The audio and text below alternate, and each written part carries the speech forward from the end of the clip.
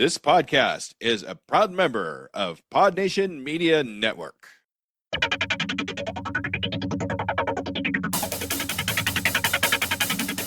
Live from the KIJU studios in beautiful Ogasawara, it's the Monster Island Film Vault, episode 108, Ultraman, The Adventure Begins versus the Cel Cast. Hello, Kaiju Lovers, and welcome to the Monster Island Film Vault, a podcast seeking entertainment and enlightenment through tokusatsu. I am your host, the now back on Monster Island film curator, Nate Marchand. Yeah, there you go, ladies and germs. That's a good old Jimmy from NASA. And he's back to the old microphone. Well, how are you liking that not new microphone, but the old microphone, Jimmy? It brings back memories. I'm sure it does. I kind of miss it. I have to admit, the new ones that you were using made you sound like a garbled drunk robot or something. I don't get it. Okay. Well, let's not get into that. But obviously, Jimmy had to go back to that because in case any of you haven't been hearing the news around here on Monster Island, well, Jimmy's new mic actually got all kinds of blowed up. Yes, I know, Uber Mogura crashed, all right? It was one of the most exciting things that happened on the island since, the breakout? A while ago, when we went on our ridiculous fetch quest. And now I have something in common with Jimmy. I, too, have now miraculously survived something I shouldn't have. Dang it. Ugh. It's just a headache, Jimmy, all right? Well, I'll be fine, okay? All right? If you want, go get me some aspirin. I'll be okay. All right, I don't need you to be my mother right now, all right? Jeez. All right, we're gonna be fine here. But yes, I'm here. It's one of the most harrowing things that's ever happened to me, but hey, now Jimmy and I have something to talk about on long, lonely nights. I get it. You're not lonely anymore, but let's not get into that. All right? Okay? So that's why he's back to the old microphone. And are you ever going to get Mechanicon Mark II put back together? Okay, it's a sensitive subject. All right? You didn't have enough time to work on it. You still got to buy the parts from Temu or something like that. Okay, yeah, you learned the hard way not to buy from China anymore. We get it. All right. We've wasted enough time. We got a lot to cover today, and I wanted to let everybody know, as of this episode, we have officially joined our second podcast network. Not only are we a proud member of Pod Nation, we are also now a member of the Culture Box Network, which also makes today's guests all that more apropos. Well, who's joining me today? Well, joining me today is a man who some days just can't get rid of an alien robo-rhino. Welcome, Drew Dodgen. Well, all you got to do, apparently, is get a giant ape in front of it that may be named after a donkey, and then he'll just ride it off into the sunset. I understand this strategy. Apparently, he's running away, though, from giant gator people. Yes. Or facing them, trying to get bananas, something, I don't know. Something like that. And also joining me today is a man who refuses to let anyone hurt a cute hippo kaiju. Welcome, Jacob Heron. Yeah, because they're going to bring in the pain, man. The pain! What the heck? You're a professional wrestler now? Don't mess with the little rhino. Come on, dude.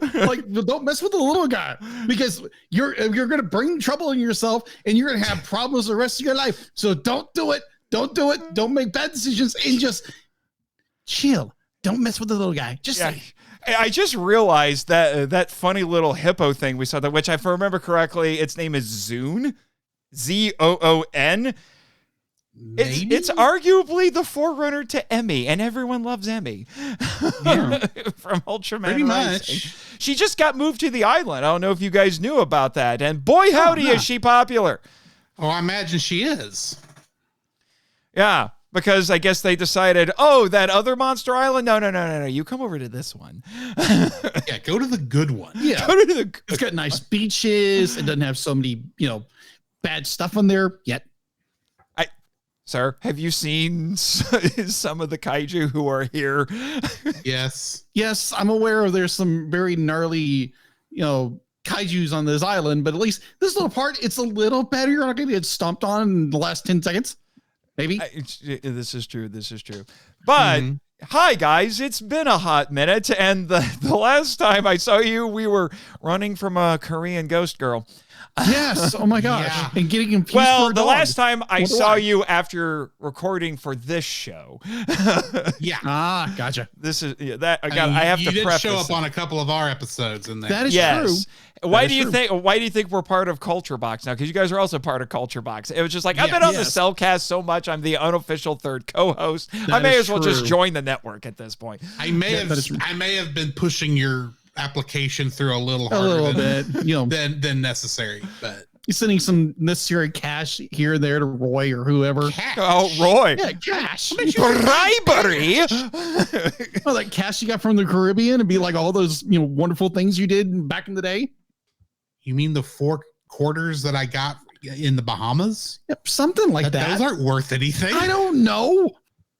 Good night. He could And have like a stash of millions of cadoodles somewhere. I don't know. Do I look like a pirate of the Caribbean to you? I don't know, mate. You got a close Hey, Jimmy's got a point. He thought he lived a storied life. Listen to this.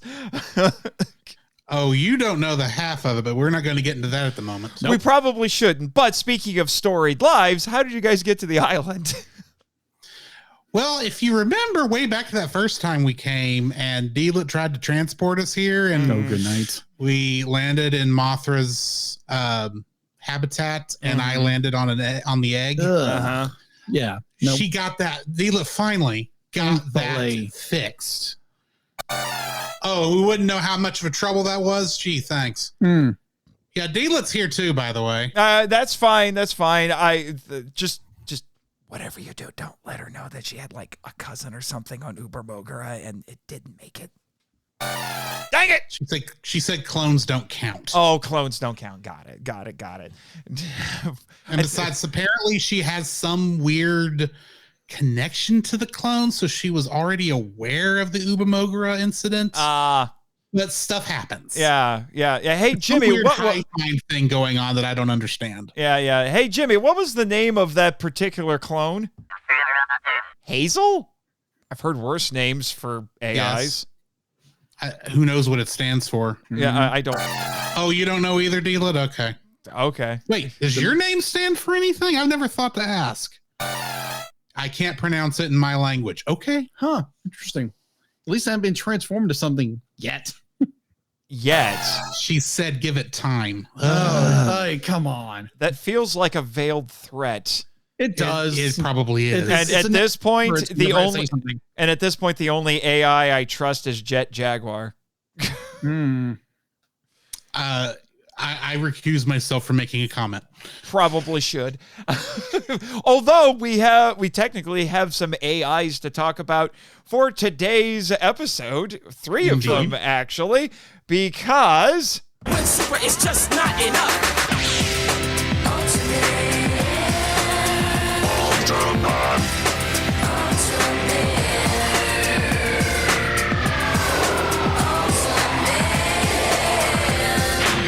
yeah, you guys are kicking off not only season 5, our season premiere, but a brand new series, The Ultra Journey. We will be going over what I like to call the best of the Ultra series films, although it is primarily a television franchise, but they have spun off and done some movies.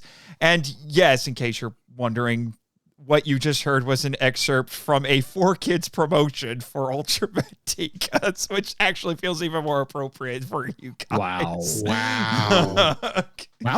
They made a rap. They made a rap to promote not Ultraman surprising Tika. at all. It wasn't the theme song. They made a new theme song for Ultraman Tika. That was not this, but they made a rap to promote the show. Of course they did. Nice. Got to put something on the CW for kids. No, course. it was course. Fox. It was Fox. Oh, back when it was Fox Oh, Box. okay. Okay. It was Gotcha. Fox, yeah, which I'll get That's into some that money. a little bit more in a No, maybe a that's little not bit in Bond the money. today's Bond was Toku. already gone by then. Oh, Yeah. okay. Well, never mind.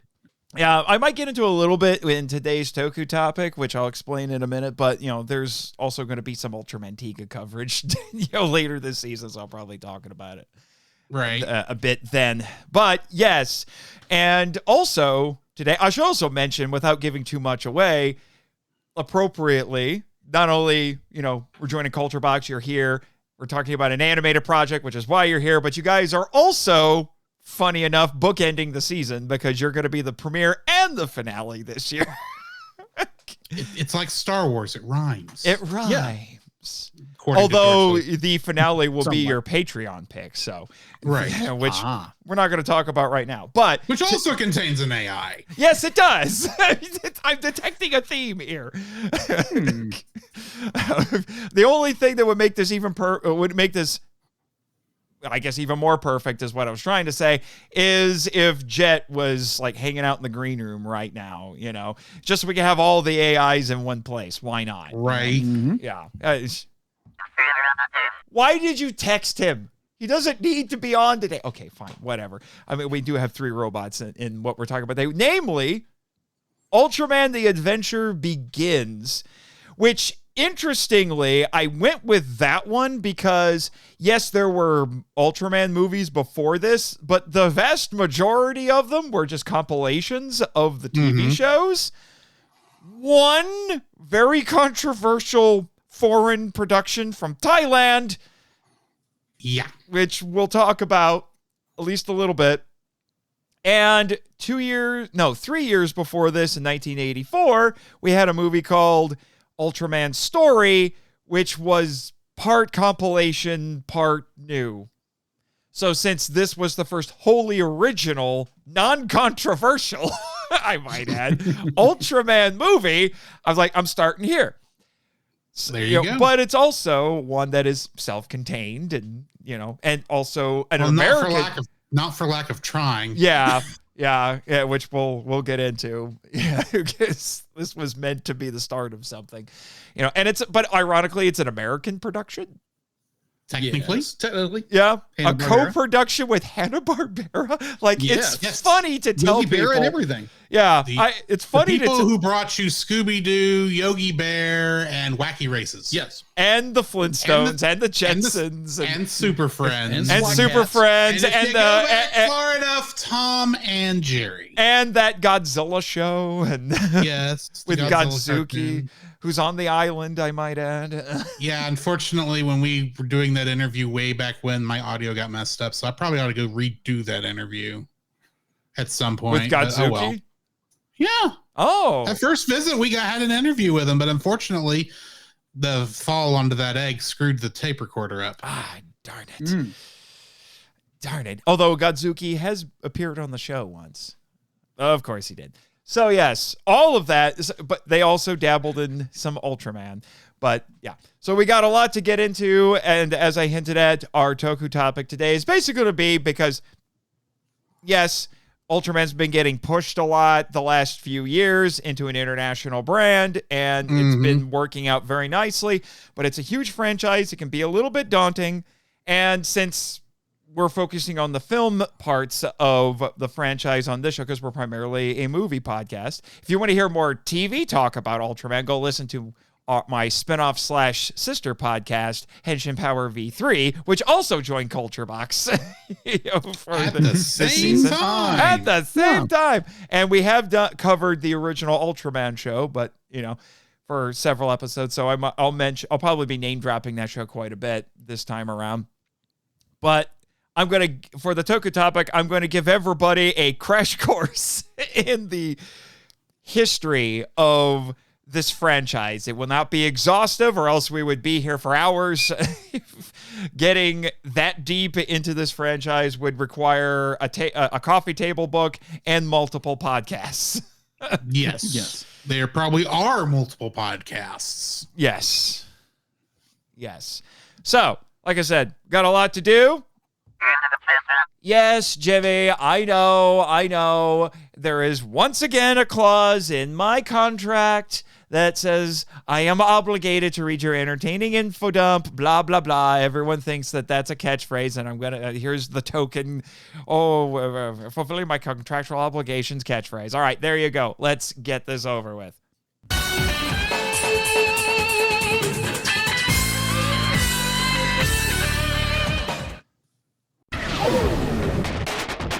Ultraman Scott, Ultraman Chuck, and Ultrawoman Beth are the three heroic yet mysterious giants of light from planet Altera in Nebula M78 who come to Earth to capture escaped monsters who destroyed the planet Sorkin.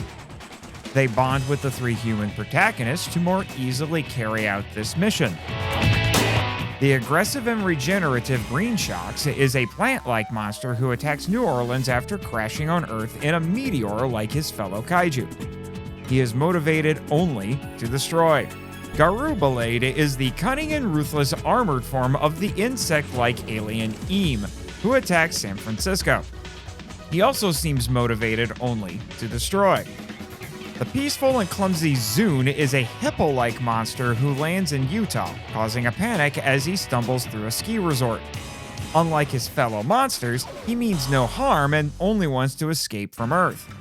King Myra is the deceptive and malevolent leader of the Sorkin monsters who initially appears as the rabbit-like infant creature Wylon. After being experimented on by Susan Rand, he grows into his monstrous true form and rampages through New York City, motivated only to destroy.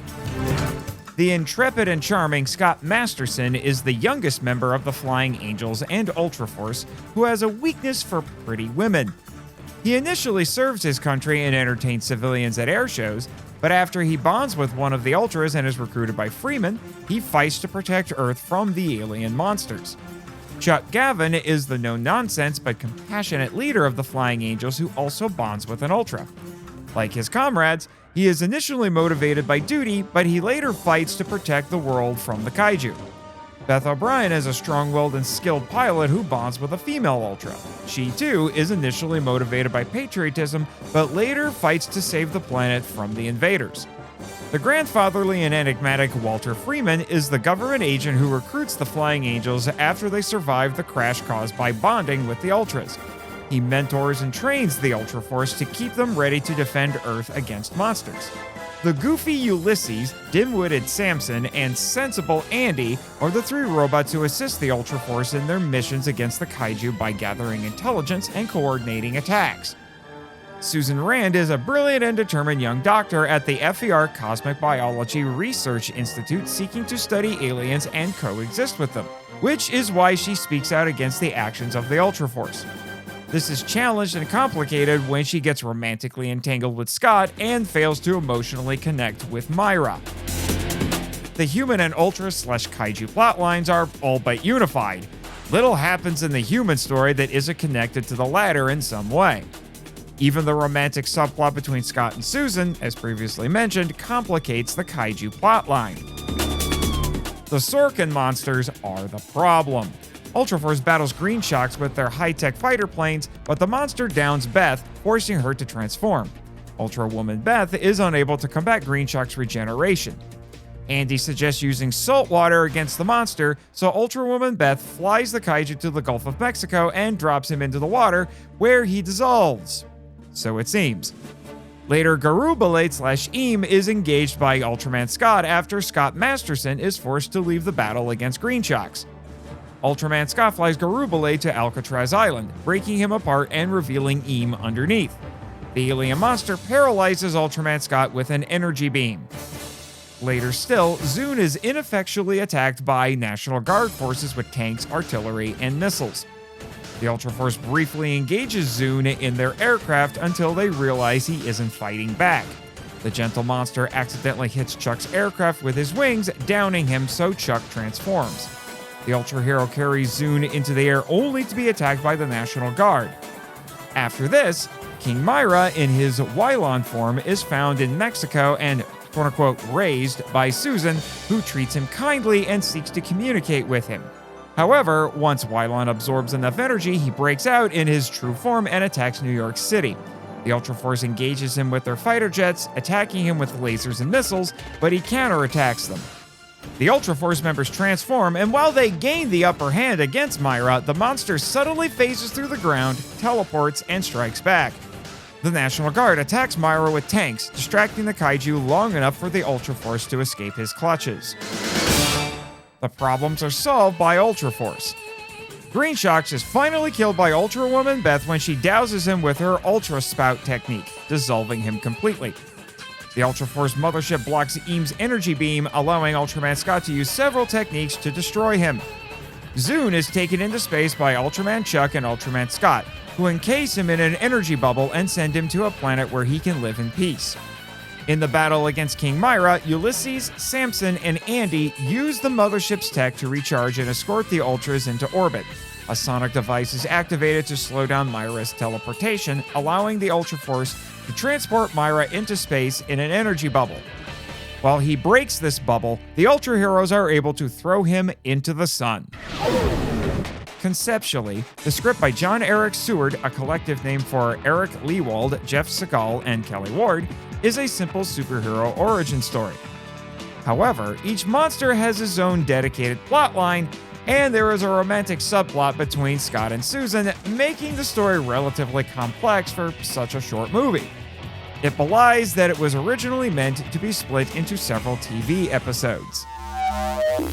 While produced and distributed by Hanna-Barbera, the animation was handled by two Japanese studios, Studio Sign and Ashi Productions. This gave the movie an anime-esque aesthetic, which was similar to other American cartoons at the time. The colors were bright, and the creature designs by the soon-to-be famous Keita Amemiya were memorably scary. However, the animation itself was TV-grade, albeit stylish, thanks to the character and monster designs. The movie certainly took advantage of being animated, utilizing set pieces and creatures that would have been difficult, if not impossible, to accomplish in live action at the time. This is a light but mostly serious story with moments of levity. With its alien monsters, giants of light, and interplanetary travel, this is a fantastical science fiction movie. While this wasn't the first animated Ultra Series project, that honor belongs to the 1978 anime The Ultraman. It was the first American-made Ultraman media, which made it distinct from its predecessors. The well-tread Ultraman tropes were used, but they were combined with elements of Top Gun, James Bond, and American superhero comics. To that end, the movie established style, paving the way for future animated and/or foreign Ultraman productions, such as Ultraman Towards the Future, Ultraman the Ultimate Hero, and Ultraman Rising. Its three Ultra Heroes would later have tokusatsu suits made so they could appear in stage shows and live-action projects. Subaraya Productions sought for years to break into the American market with Ultraman, which eventually resulted in this movie. It was meant to be a pilot for a new animated series, and this could have easily been divided into 3 or 4 separate episodes, as indicated by the 4 distinct kaiju fights. Unfortunately, the series never came to be. The audience was originally intended to be American children, but the movie was also shown to Japanese children a few years later. The Adventure Begins premiered on syndicated television in America October 12, 1987, achieving the 3rd highest viewership that year, according to the Japanese Blu-ray booklet, despite having no promotion.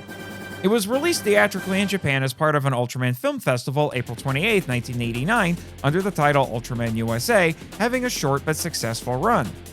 However, box office numbers are unavailable.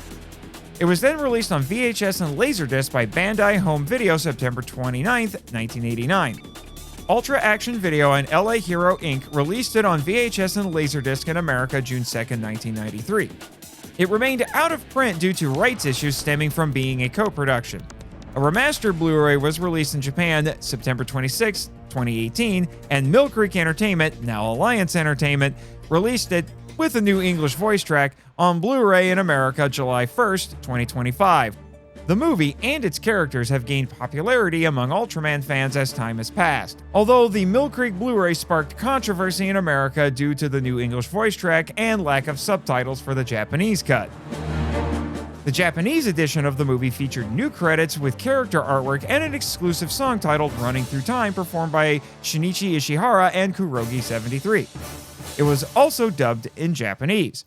The Mill Creek Blu-ray had a new English voice track, and because of that, new credits were made to list the new voice actors. Several forces are at play. Most of the Sorkin's desire for destruction clashes with humanity's right to exist. The same could be said of the previous planet they destroyed. Zun's peacefulness conflicts with the National Guard's overzealous xenophobia. The desire for coexistence with aliens, as expressed by Susan, is contrasted sharply with the need for personal and universal self-defense, as stated by Scott. This also, as previously stated, complicates the romantic relationship. While Susan is right about Zun, she is very wrong about King Myra.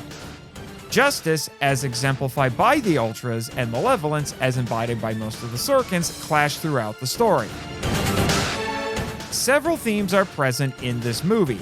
Scott, Beth, and Chuck exemplify the ideal soldier with their patriotism, bravery, and heroism. The same could be said of the three Ultras. Xenophobia and militarism are denounced by having Ultraman Chuck rescue Zun from the National Guard. The Ultra Force's teamwork and ingenuity save the day.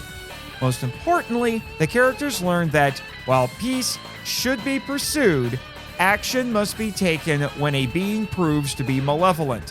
Neither xenophobia nor naivete are the answers. In other words, achieve peace through strength. The Ultra journey begins. See what I did there? Huh? With some Toku Talk.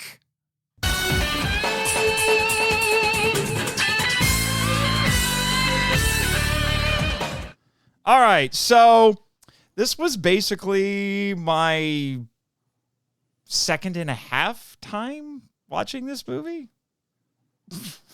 Because I watched it once on a group call several years ago with some of my podcast friends.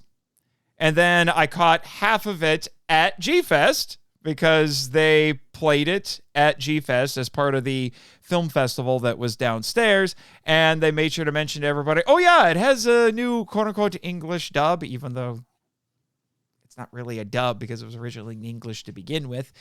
But whatever. So, yeah, which is something I should mention. What we are talking about today is the original English voice track, not the new one, although the new one has been released by Mill Creek on Blu-ray, which is exciting. Yes. But we're talking about the original one. We both spent like a good chunk of money on a Japanese Blu-ray so we could watch the English version. Yes. The original English version. Although the most expensive single disc Blu-ray I have ever bought. Yes. Although for any cheapskates out there, it has been uploaded to several places, including YouTube. And it was the Blu-ray. You can't. Someone uploaded a VHS rip, which looks awful, but then somebody put up a Blu-ray rip, and it was gorgeous. So right, yeah. But yes, so we're going to be talking about the original English voice track today. And so I saw half of the new one at G-Fest, and it was pretty good. It was dubbed by the same company that's been dubbing a lot of Ultraman shows the last few years. I even recognized some of the voices, so that was cool. But like I said, it just feels wrong to kind of disregard the original English voice track, which is why we're talking about it today. Probably, well, let's face it, we both are kind of know that it's not their fault. It's probably a legal rights issue because apparently that's what kept them from getting this thing to American shores for a long time was re-releasing it. Re-releasing it. Yeah. Because the DVD Blu-ray release. Yeah, because it was released on VHS and Laserdisc in America and then disappeared. Yes. So, and I have my theory, it's not original to me, my theory is that I don't know, well, it could be illegal, it could be an ownership issue, because who would really own this right now? Because, it was co-produced with Hanna-Barbera, and the Hanna-Barbera library is supposed to be owned by Warner Brothers now. So Hanna-Barbera became when it got fully bought into Turner and all that, it eventually became Cartoon Network Studios, which hung around until what, 2008, I think? Around 2008. Yeah, 2008. And then it just got fully merged into the rest of Warner Brothers Animation. And that segment of Warner Brothers is not very well. What Zaslav may be getting rid of it. Zaslav! Zaslav. You idiot. Anyway. So there's that to contend with. But my theory is that maybe they don't want to pay residuals to the original That's English probably voice the more likely. yeah, voice actors. And some of these voice actors, especially some in the more obscure roles, may be harder to get a hold of to actually be able to pay them. So, yeah. And from what I read in my research, there was also some confusion over the screenwriter because apparently Supro was unaware that the screenwriter listed was a pseudonym for 4 people. Exactly.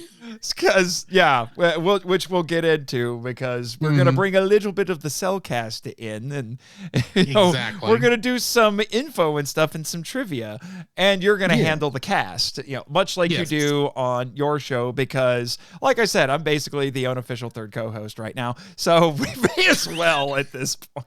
I mean, Jacob's even going to do some cover art for this, even though I'm like, I've got a piece of cover art arranged already, but I'm not stopping Jacob. The artist has got an art. So he is a good artist. He does good commissions. He has commission slots available. Yes. So go talk to like an artist. Yeah. Talk to this guy. Yeah. There's some early shameless self-promotion. There you go. I'm also a little concerned because, I don't know. You're calling yourself the Lycan artist. I'm a little afraid of full moons around you right now. See, the first time he told it to me, I didn't see it written out. So I was thinking back to that old, but is it Madonna? Like a certain artist. Like an artist. Drawn for the very first time. Yeah. Oh, Jimmy, no. Don't talk on the mic. You got to get the sound effect, all right? Yeah, there we go. That's what we need. There. Yeah. There you go. Gee whiz. If I miraculously survive a mech wreck, well, there's a rhyme for you. And suddenly you can't do your job right. Jeez.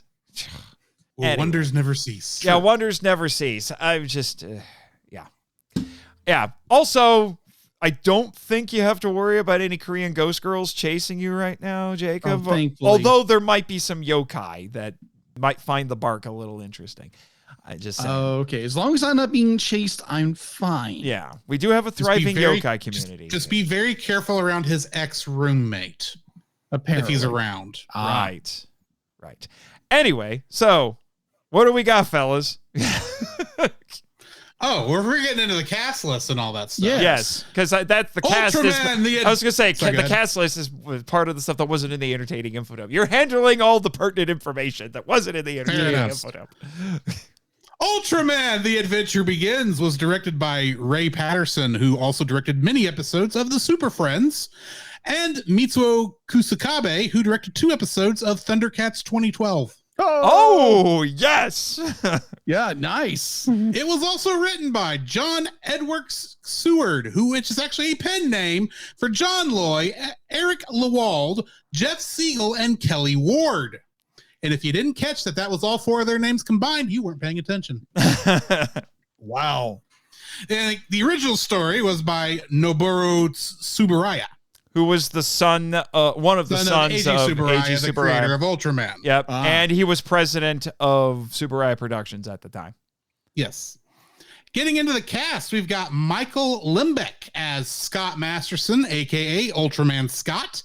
And on the Croft Super Show back in the day, he played Captain Cool of Captain Cool and the Kongs. Oh, interesting. Chad Everett was the voice of Chuck Gavin, a.k.a. Ultraman Chuck. And in Psycho from 1998, he played Tom Cassidy. Okay. Also, Chuck Gavin, not to be confused with Space Sheriff Gavin. No, that would be confusing. Although their names are spelled differently, so.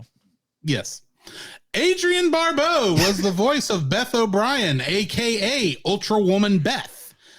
And she was both Selena Kyle and Catwoman in Batman the Animated Series. Which makes you guys being here even more perfect because you're going through Batman the Animated Series on your show right now. Yes. Currently, yes. Lorna Patterson was the voice of Dr. Susan Rand. And have y'all seen the movie Airplane? Yes. I have. You remember the other stewardess, Randy? Mm-hmm. Same person. Ah, gotcha. Yep. Charlie Adler played the robot Andy, but we both know him. Me and Jacob both know him recently from an episode of Retro Rewind podcast where we saw him as Buster Bunny in Tiny Toon Adventures. No relation. He's done a lot of stuff over the years. He even got to be Starscream in the Bayformers movies. So he stepped into the shoes, and then he was also Cobra Commander in some G.I. Joe stuff. So he basically stepped in for Chris Latta's characters. He's in a lot of stuff. It's just there wasn't much that I would say he was starring in. Yeah. Ronnie Shell, who was the voice of Samson, was also the voice of the cat Jake in The Cat from Outer Space. Oh, okay. Wow, That core memory unlocked right there. Jeez, Yes. I haven't seen that since I was a child. Of course, you had a cat from outer space as a child. Jeez, whatever. That just makes sense. Yeah. I mean, lastly, we got William Calloway as Ulysses, and he was Aquaman in Super Friends. Interesting. Oh, okay. Although I did forget, you also had Robert David Hall, who was on CSI apparently, and Peter Renaday, who was Master Splinter in the original Teenage Mutant Ninja Turtles. Yeah, doing additional voices as Cajuns. Yes. And our mutual friend Dallas had opinions about these Cajun voices.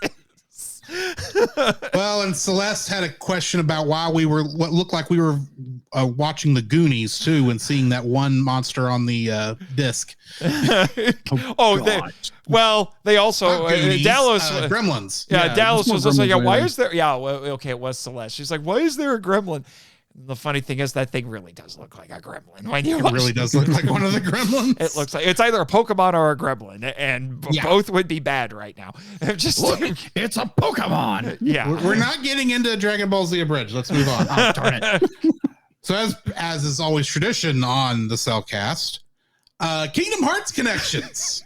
For those of you who don't know, on the Cel Cast, we found out very early on that the video game Kingdom Hearts is like the Kevin Bacon of cartoons. That is true. Everyone is somehow involved in Kingdom Hearts. And plus, Drew really, really loves Kingdom Hearts. Well, I may have a podcast. Yes. Anyway, I will explain the rules really quick. Basically, the Kingdom Hearts connection, the person has to be in either any of the 11 voiced Kingdom Hearts games, which yes, that does include that does end at Kingdom Hearts 3.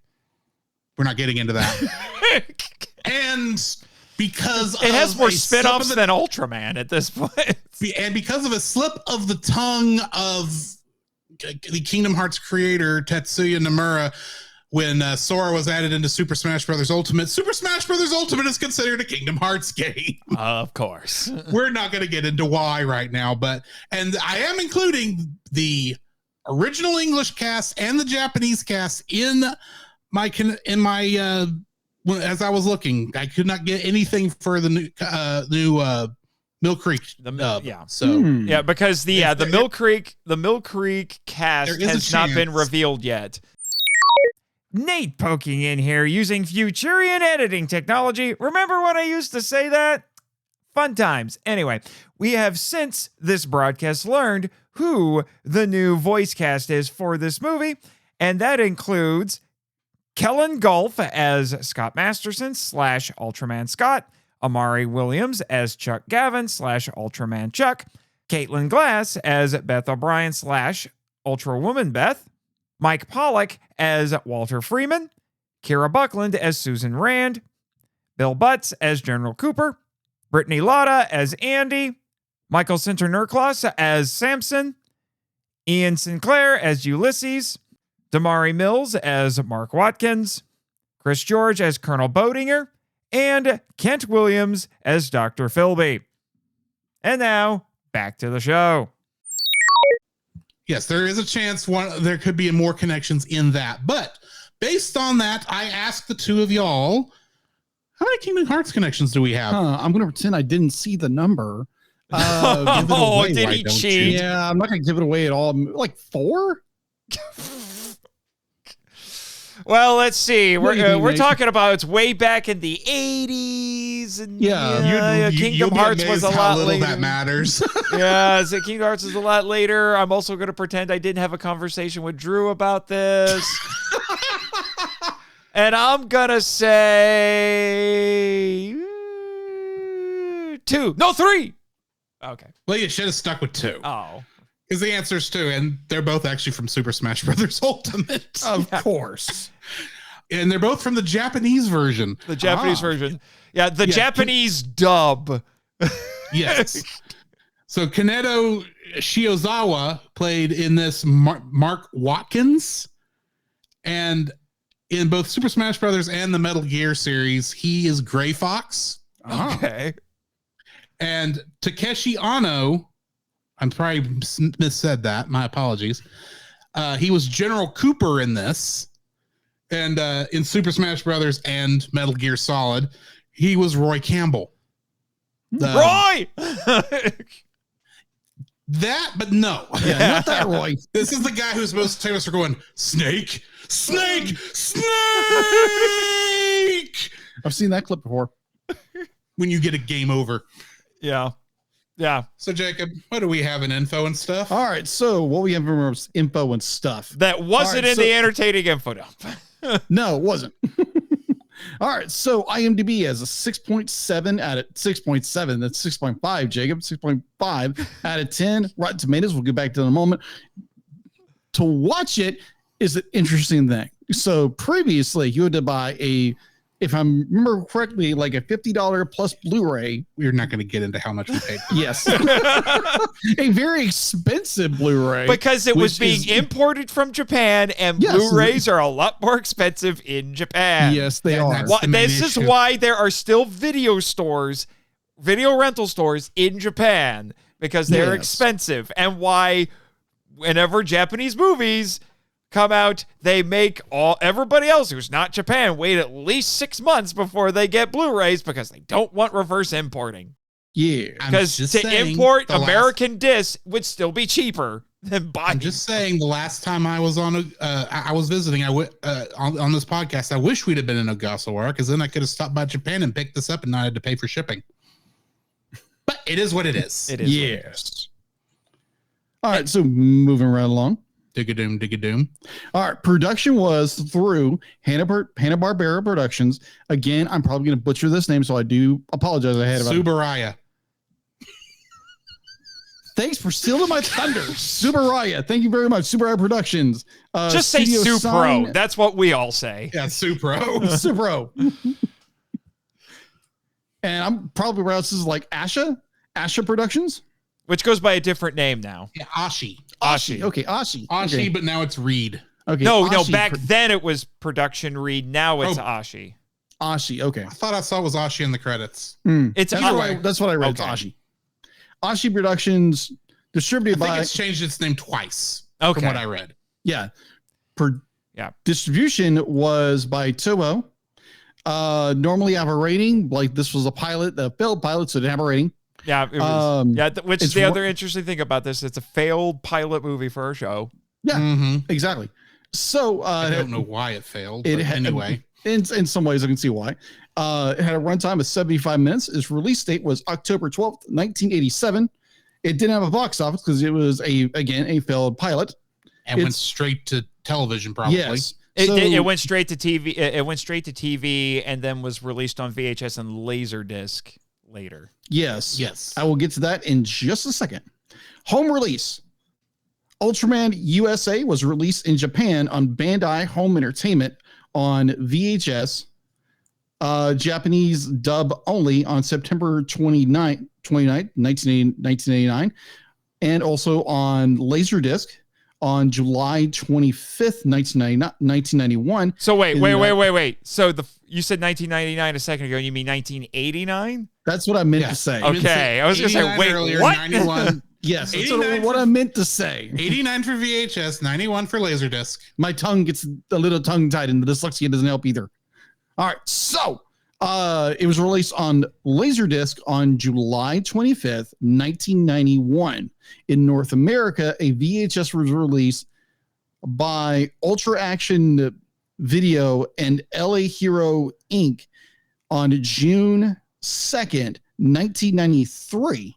Which, interestingly, LA Hero also released a bunch of anime most in the early 90s, most notably the Guyver animes. Now, remind me how to pronounce the other production company? Superaya. Or Superaya. Superaya. Yes, Superaya. Because I looked at it, I was like, how do you pronounce this? Superaya announced a Bandai visual will release a remastered version of the film on Blu-ray in Japan on September 26, 2008. As of this 2018. Now, 18. That's what I meant to say. 2018. I'm not sure Blu-rays existed in 2008. Well, I mean, technically they did. because the PS3 was out by then. True. But Never mind. Anyway. I doubt this was involved. No. Continue. No, but as of the date of this recording, you can go to Amazon.com and find Ultraman. I think, what is it? USA or the Adventure Begins? They listed under both titles, but yes, Yes, Ultraman where USA you or can the buy Adventure it on Begins. Blu-ray right now for under $20. The $50 one is no longer on Amazon. Okay, fair enough. Fair enough. It's been replaced with the Milk Crate. Yeah, I actually had to look up. I was like, if I wanted to buy said film, how would I do it? But right now on Amazon, you can go buy it for under $20. Got anything else? Nope, that's all I got. Okay. Trivia. Yes, trivia. This is the second foreign Ultra Series production overall and the second foreign Ultraman film after the 6 Ultra Brothers versus the Monster Army. We don't It talk is about that one. And it's the first American Ultraman production. Yeah, we don't talk about that first one you mentioned. That started a Yeah. whole thing. A whole thing. It was a Thai movie. Senpote Sans curse you! Anyway. I did some reading on that particular incident, and that's crazy. Yeah. 2 other attempts were made to bring Ultraman to America.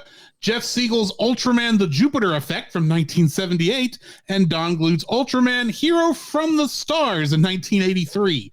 Siegel later adapted The Ultraman as a 1981 compilation movie, The Adventures of Ultraman for the U.S. market. Ironically, Chochichiro Hikari, the hero of the Ultraman, was renamed Scott in Adventures. Great Scott. The script for The Jupiter Effect, which was supposed to be directed by Akio Jisuji, was reused in Ultraman Great. Supro made a planning department in America called Ultracom for Glut's script. It was to star Jackson Bostwick of Shazam and Anne Lockhart of Battlestar Galactica. The final fight is notable for being the first Ultra film where the monster grows to gigantic proportions, which became popular in the Ultraman series in the 2000. The Ultraman in 1979, an anime series, references planet Ultara. Is this a connection? And Siegel also worked on Exo Squad, Eric Lewald on X-Men the Animated Series, Loy on The Land Before Time 2, and Ward on Challenge of the GoBots. The combined pseudonym confused Supro when they released the Blu-ray in 2018 when they publicly requested contact info for the non-existent writer. Because they were trying to figure out royalties. Yes, in order to get this released. Ichiro Hayakawa posted on August Ragone's Facebook page for contact info, and the fans put them in touch. Yep. That's when they found out that it was 4 people. Yeah, it's 4 people, and all their names are in that name. But for what I read in my research, basically what they did, and if you pay attention to how this TV movie is structured, this feels like 4 episodes. That's exactly what it was. Each writer pretty much wrote an episode that had this made it to television. This would have been separated probably into the first 4 episodes. Yeah, that's exactly what it was. They each wrote a segment, and it's essentially an episode. And you can kind of tell where those segments split too. Yes. Because there's in a lot of cases, there's a bit of a 90-degree turn in what's going on. I mean, it all flows together because we see a meteor shower at the beginning of the movie. Yeah. They all land in different places, and strange things start happening, and then the Ultras show up, and they bond with our three heroes, and then they're like, oh, we got to go take... I was like, oh, there's monsters popping up. We got to go take care of this. Yes. So, it makes sense. As much as a Saturday morning cartoon can. True. Because boy, is this a Saturday morning cartoon. From the 80s. Like, this thing Very is... much. This thing is so 80s at points, it hurts. All the way down to them hiding in Mount Rushmore. Mount Rushmore. They're gosh, and the Rushmore part. did you know that this was an American show, guys? I never would have guessed. I mean, we have three robots that are named Ulysses, Samson, and Andy, USA. Yeah. And their All secret three of the base Ultramen is have in... a giant star on them. Yeah, and their secret base... Blue. The one sound like a Western cowboy. Yep, and their secret base is at Mount Rushmore. They fly their airplanes in Abe Lincoln's mouth. Yeah. It's like worst wars than 7 years ago. I'm Wait a sitting minute, there why are they going- in my mouth now? I'm sitting there going, hang on, I've been to Mount Rushmore. That's not a very secret place to hide your secret base because there's a ton of tourists. that go to Very Mount Rushmore. touristy. Across from that is a giant visitor center that if Mount Rushmore pulled forward enough to let that plane out, everyone would die as it fell on top of them. Yeah, but Drew, keep in mind, this is a universe where if we take the map, the USA map that we see in this, good. literally, we have the Empire of Indiana that has bought up most of the northeastern corner, including your native New York, Jimmy, I might add. You are a proud citizen of the Empire. I'm sure you are. Not to mention New Orleans is nearly in Mississippi. That is true. And Texas shrank. By a lot. Coming from two Texans, yes, that's an offense. I'm just saying, if you go by where we live, on that map, we would be in Oklahoma. We're not Okies. We are not Okies from Muskogee. Yeah, there you go. Also, it's funny, when I was first kind of putting together this season, I initially wanted to have our mutual friend Dallas Mora of Geek Devotions, among other things, on, just for the simple fact that one of the kaiju lands in Louisiana and New Orleans gets attacked, and he is from Louisiana. So, Yes. congratulations, Dallas. You got a kaiju attack in your home state. I hope you're happy. It's the other side of the state from Nolans, but Yes, very.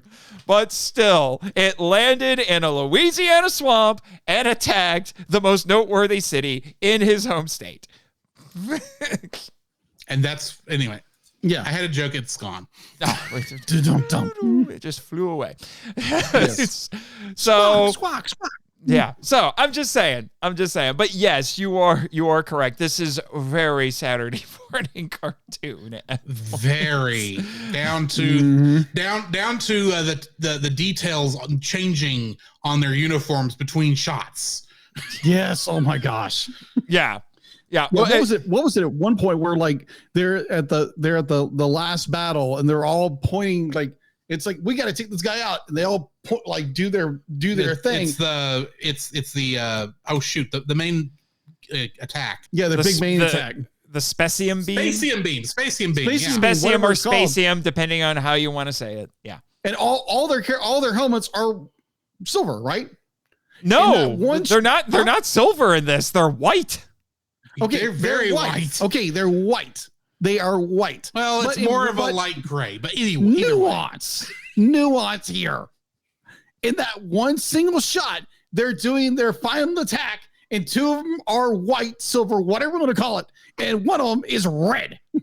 Welcome to the land of limited animation. I was like, wow, that's an error. For those who don't know, limited is a form of traditional animation that is signified by how cheap it is. Oh, good night. Yeah, this It's movie the is just si- eliminated. Hey, old school anime used to do this all the time, okay? Oh, yeah. Anime does it now. Yes, being agreed. honest. Because it's the Limited style. animation- It's the style.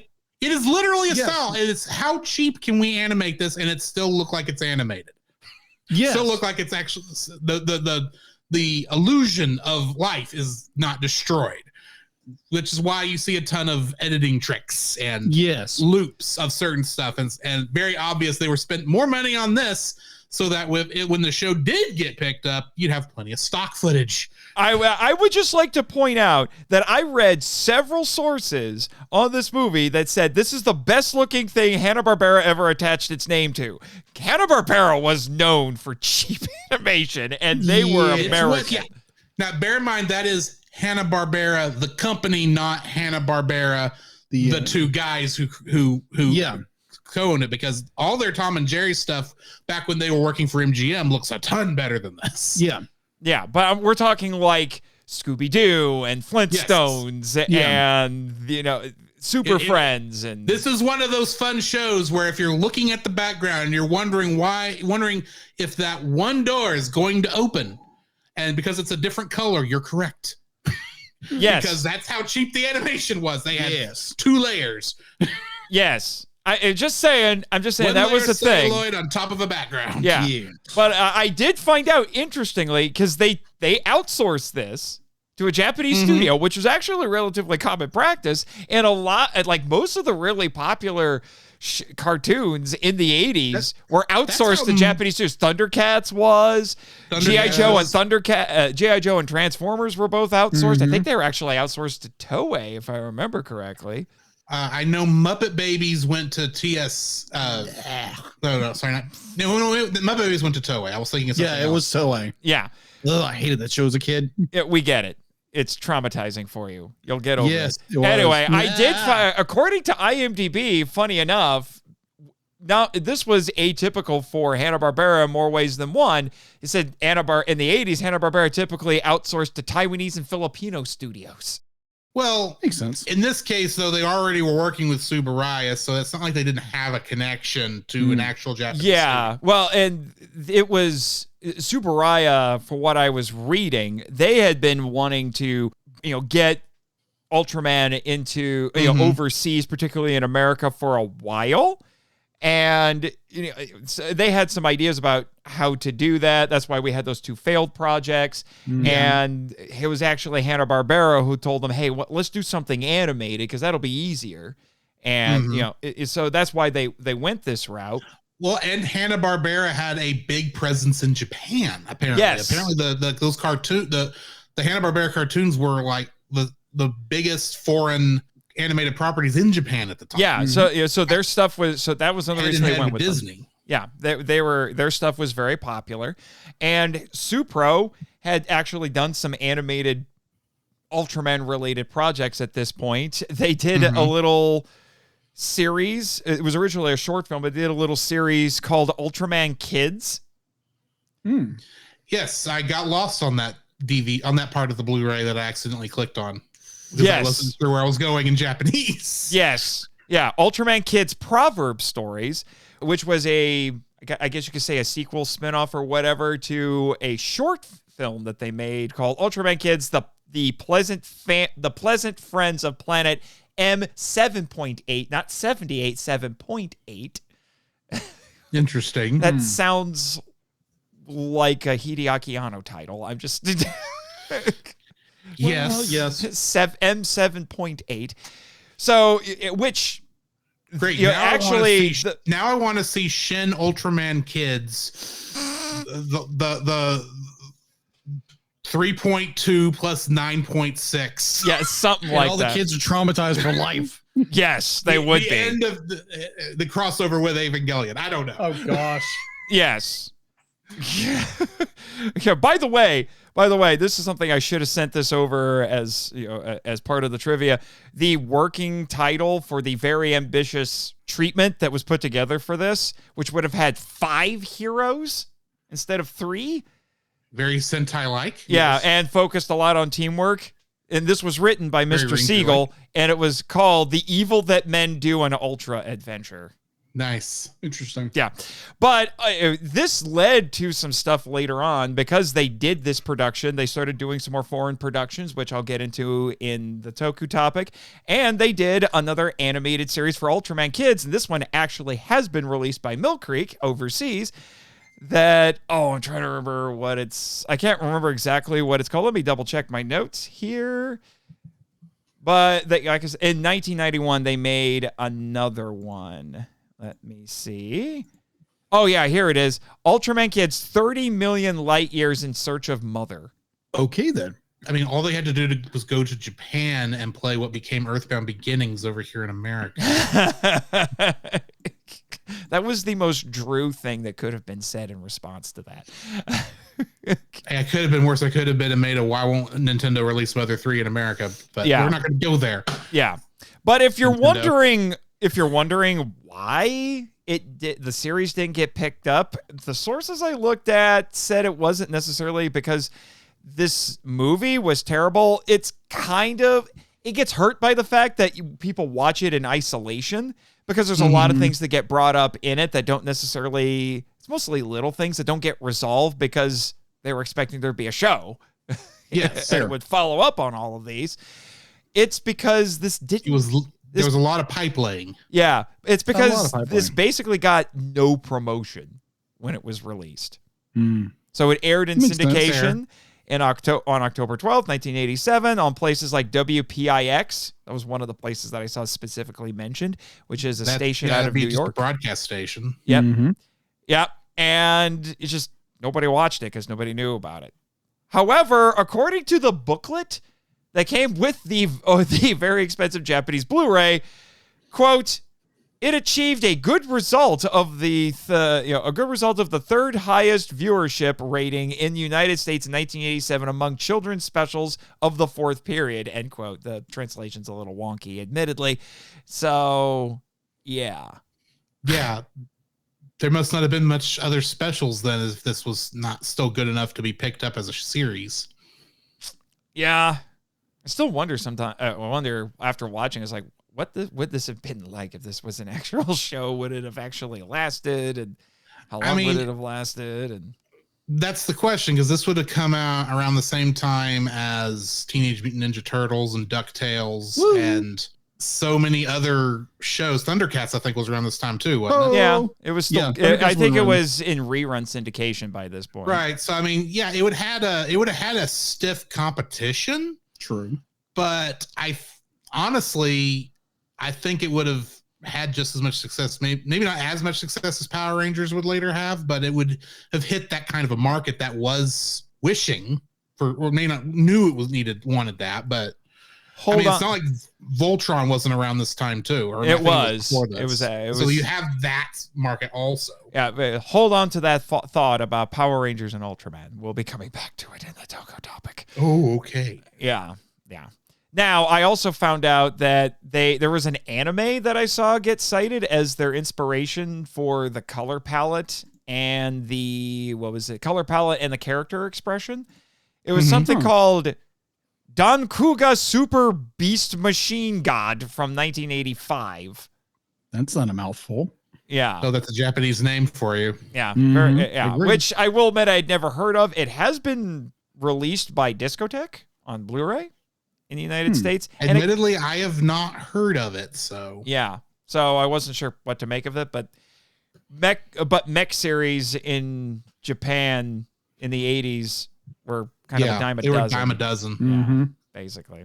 But after Gundam became so popular. Yeah. But this is actually noteworthy because this is the first time we've had a team of Ultras. With 3. Before that, it was one Ultra, and then maybe a secondary Ultra would show up. Like Ultraman Leo. In Ultraman Leo, his brother Astra would show up in some episodes. Or in Ultraman 80, there was a girl Ultra who would show up. Yulian, she would show up and help out sometimes, and things like that. And obviously, they would do crossovers with the previous Ultras. But generally, it was just one Ultra. This time, we get a team. And also, this is the first time that we have an Ultra woman as a primary cast member, which I think is kind of interesting. Before that, they were just guest characters. So it's kind of bucking some of the usual tropes and trends a little bit. We have an organization that's like a science patrol, but we don't have an official science patrol. Yeah. They just call the team Ultra Force, not to be confused with a 90s cartoon based on a short-lived comic book series that was like the Malibu Comics Ultraverse version of the Justice League. Right. So, well, I mean, you kind of had a science organization, at least with that Rand worked for. Can't remember the name of it right now. Like Fur Labs or something. Fur like Labs, FER, was like Foundation for Extraterrestrial Research. Right. Which actually was them for taking out the aliens. Yeah, which is actually kind of different. Because there wasn't real, there would be monsters where in the Ultra series where they were like, we don't want to kill the thing, but there wasn't a dedicated organization. It was like, no, you can't kill the aliens. You need to talk to them first. I'm totally not going to get screwed over later by something that's completely malevolent without, secretly malevolent. With the troll doll over there. Don't you mean the Pokemon Gremlin? Yes, the Poke Gremlin. The Poke Gremlin. Yes. Because it really, like clearly the designers on this saw gremlins. That's literally what they had to have based that look on. That thing's name, by the way, is King Myra. Myra. Okay. Yeah. Actually, I do have the names of all 4 kaiju. We get a lot of monsters in this. Yeah, but they never say any of them on screen. No, they don't. The Louisianan plant monster is Green Shocks. Okay. The robot, the mecha Pokemon golem thing is Garubalade. The hippo kaiju is Zoon. Zoon, as I mentioned before. And then, like I said, King Myra? Something to that effect. Yeah. Interestingly, King Myra was originally supposed to be in an unmade movie called Ultra Q Monster Concerto. A musical kaiju film. Huh. Wait a minute. At least it's a metaphor. Let's not go there. At least it's a metaphor. Oh, geez. Yeah. Yeah, definitely no King Kong there. Yeah. Yeah. No mighty kings. Yeah, no sing-alongs either. Yes. With the Little Mermaid. Jodie Benson was only in the Little Mermaid. She wasn't in anything else. Yeah, exactly. I don't know what you're talking about. Or a character that emulated her in a certain movie we reviewed in another episode, in another podcast. In another life. Yeah. And another movie. And it certainly didn't have the Sherman Brothers' worst music in it whatsoever. Gosh, you're not Anyway. Anyway, moving on. Moving right along. Don't make me hit the Rant Master button in it for something that's not related to what we're talking about. Anyway. Fair enough. We'll move on. Yes. Yeah. But going back to the fact that we get 4 monsters here, even though it's very easy to pick out that this was meant to be split up into 4 episodes, I do like how it's set up because each of our heroes has to deal with one kaiju. Mm-hmm. And then we get the final boss in the last episode that requires all 3 of them. Yes. So there is a logic to this structure. So it's like the first episode is basically the origin, and then we have Scott go after Green Shocks. We have Beth goes after Green Shocks. Mm-hmm. Scott went after Garubalade, or however you're supposed to say that. And then Chuck, who's the last one to transform out of them, goes to handle Zoon, and which, funny enough, all 4 of those screenwriters were unfamiliar with the Ultraman franchise, but that segment is probably one of the most Ultraman things in this entire movie. Oh, yeah. Because there have been instances where a particular Ultraman will save the kaiju and just take it out into space, put it in some sort of protective barrier or whatever, and just send it away. Well, my mind went straight to Ultraman Rising during that scene. Yes. Like, Yeah, that is true. I swear, this had to have paved the way for Ultraman racing. It had to have. Because Zune looks a lot like Emmy, and you know, there's a lot of visual similarities there. Indeed. But as much as we can kind of bemoan the animation here, I gotta say, I don't really bemoan the animation myself. Animation's good for its time period. For what it is, it actually does work. Are there some animation hiccups? Yeah. Yes, but not any worse than you would have seen on any other show of this era. Yeah, anything short of Disney. And that's only the movies, because Disney television animation was almost as bad. Or Don Bluth. Yeah, Don Bluth was almost on a different level. I don't Don know. Bluth was doing his own thing. I don't know if I would necessarily say that. I do think that Disney's TV series had better animation than their competition, but they were a little better. But there you can still in certain places see some limited animation in their design. Yeah, I get it. What I was just going to say is they really take advantage of the fact that this is an animated format, because they do things that either couldn't have been done or it would have cost $1 gazillion to do in live action. Including both of the secret bases. I still don't know why there's two. Yeah, one's at a golf course. That was probably that only there long enough to say, by the way, y'all are Ultramen. Yeah. Yeah, that's it. And now we're going to let you get in these planes and fly to your other secret base where there's not any humans to talk to, just these 3 robots. Yes. Yeah. When one of the articles I read, it said that it was Walter, is this old guy who shows up. He's like their team captain, I guess you could say. Somebody called him Wilfred Brimley. He does have exactly. He does look like he should be selling me a cure for diabetes. Yeah. For diabetes. Call Liberty. They'll help you live a better life. I just wanted to let you know, I have the diabetes and you're an Ultraman. I have been the groundskeeper of this golf course for 50 years. No one's bothered to ask why I haven't aged. Or why the 18th hole routinely disappears into the ground while another one comes into its place. Yes.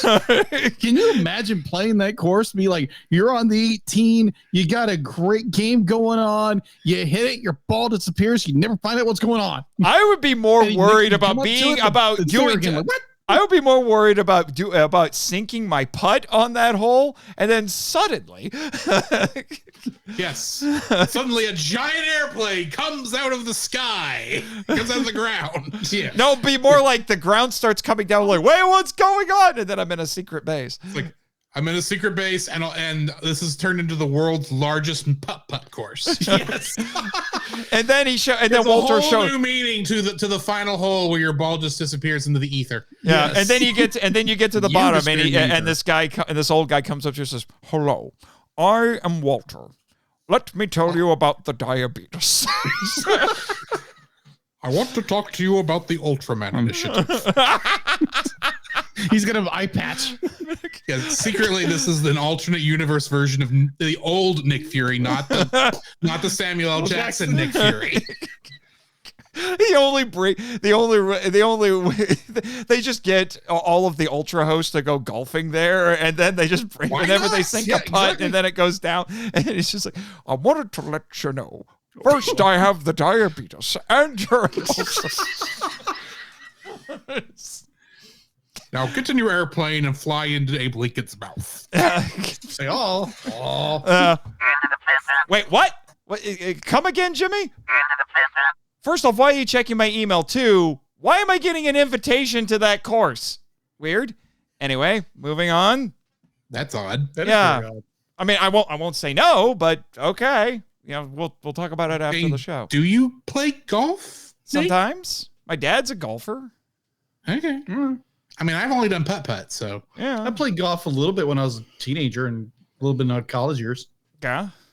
I lived on a golf course for a short period of time. Oh.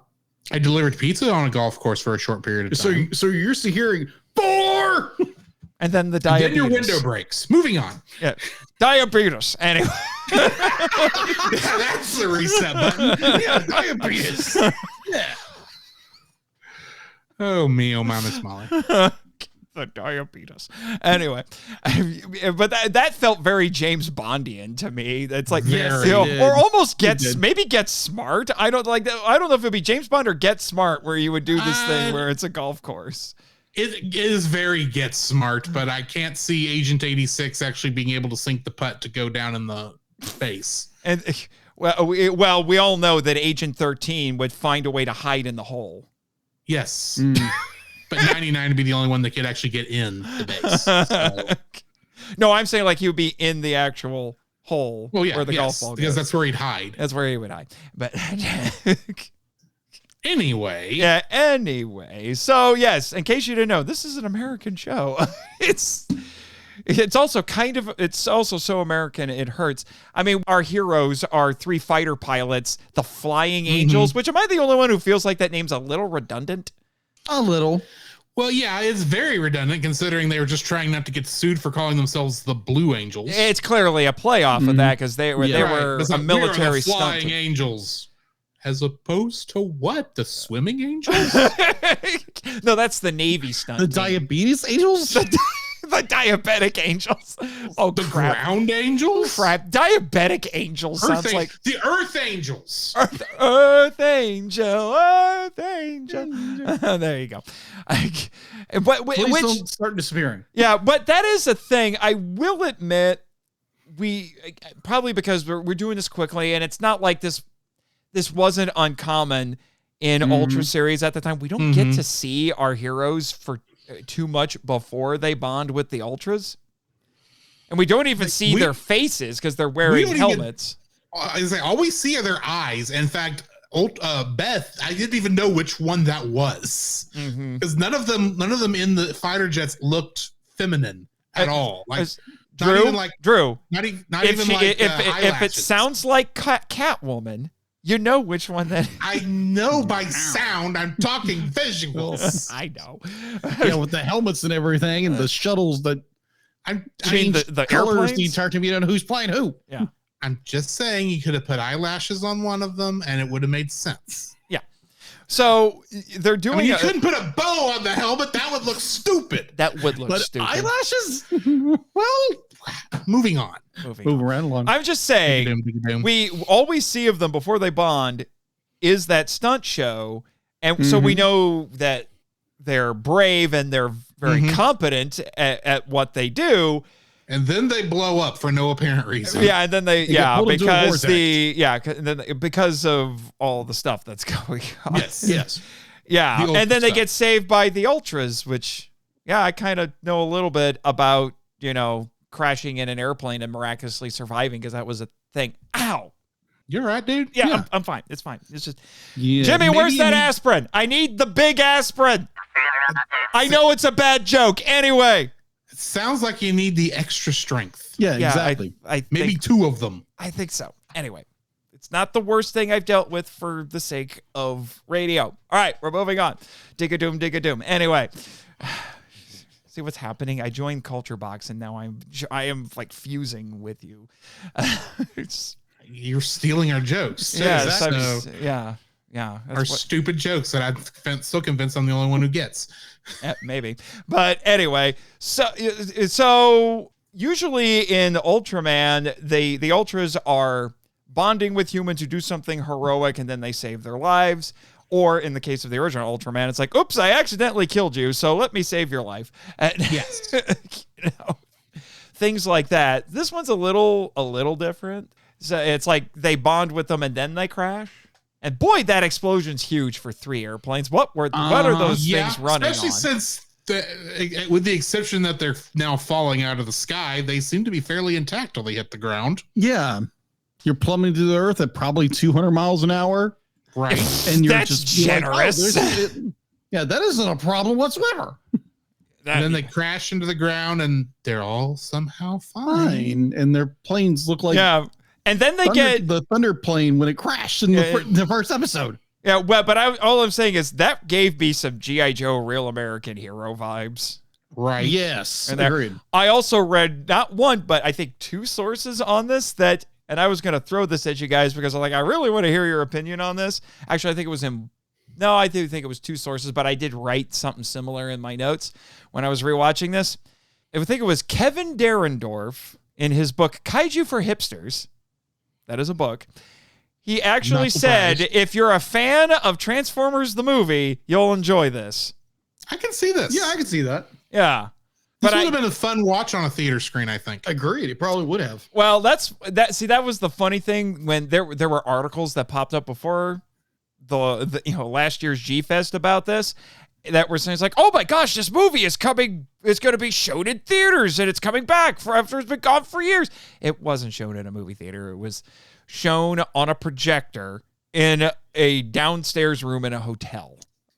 Not exactly movie theater production. Right. No, it was still pretty good, but still, yeah, it was not shown in a theater. That would have been exciting. It was shown, as was mentioned in the entertaining info dump, it was shown theatrically in Japan at an Ultraman film festival. Makes sense. Okay. But that was it. But I could see this working on the big screen. I would love to see this on the big screen, if at all possible. Talk about another movie that's definitely got the limited animation in it. But anyway. Are you talking about Transformers the movie? Yes. Yeah. It's solid, but yeah. It's solid, but there are parts. Yes. It's a little less limited because it's a movie, though. You could say the same about this too, but yeah, true. Yeah. It's not as bad as the show. Yes. Well, Transformers. Yes. That is anyway. True. Also, we've mentioned Planet Altera, which might connect it to the anime. But we didn't mention where all of our kaiju are from, and they don't really explain that. And maybe it was a thing that would have been explored more in the show if that got picked up. But they just said, oh, they're from Planet Sorkin, not to be confused with a certain screenwriter for The West Wing. They're supposedly the meteorite came from the planet and had after it exploded monsters on it. This is sounding a lot like Final Fantasy: The Spirits Within. No. Oh, yes. This is all making a creepy kind of sense. Yes. Oh, no. Actually, it is. You're going to Patreon pick that, aren't you?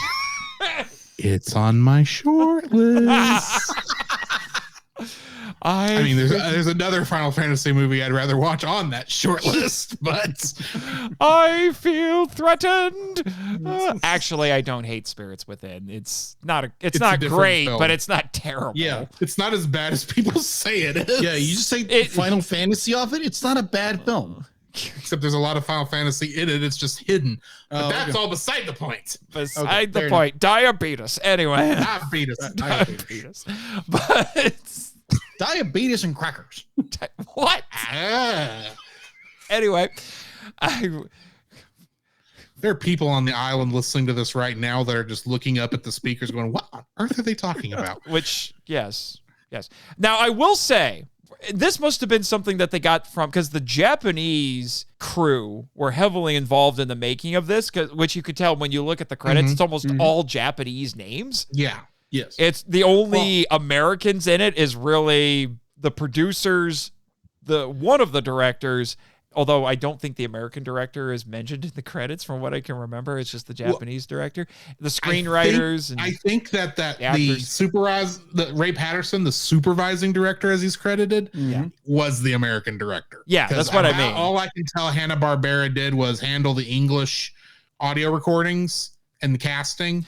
And then some of the production stuff, maybe some editing. Something else I forgot to mention. I'm fairly certain Subaraya took care of most of the rest of it. Yeah. But there's something else. I wish I had sent this to you for cast and crew. There's another very important, very talented person who is attached to this movie, Andrea Romano. Andrea Romano, yes. The casting director of many great television series, including Batman the Animated Series, and Tiny Toons, and Animaniacs, and Pinky and the Brain, and Transformers, and like 3 or 4 other things. Mm-hmm. Yeah. So when I found that, I was like, holy crap. That makes the fact that, it actually makes it perhaps a little bit more understandable that maybe they don't want to pay royalties because Andrea Romano is kind of a big deal. And it also makes the fact that voice actress in her own right. True. And it also makes the fact that this original quote unquote English dub is hard to come by makes it even more tragic because, good Lord, this is good casting. This English cast is stacked.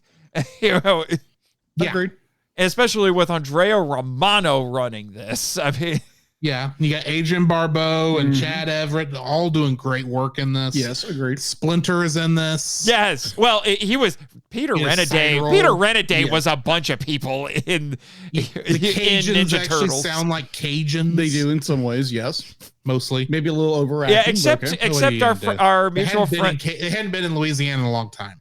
Except our mutual friends Dallas and Celeste joke that's like, if you can understand them, they're not Cajun. That is true. I've seen Deadpool and Wolverine. I know how this works. You can't understand them, but it's still very Louisianan in tone. I'll put it that way. Well, as a as a customer descendant, no. Be like, well, I am related to Cajun people in some ways.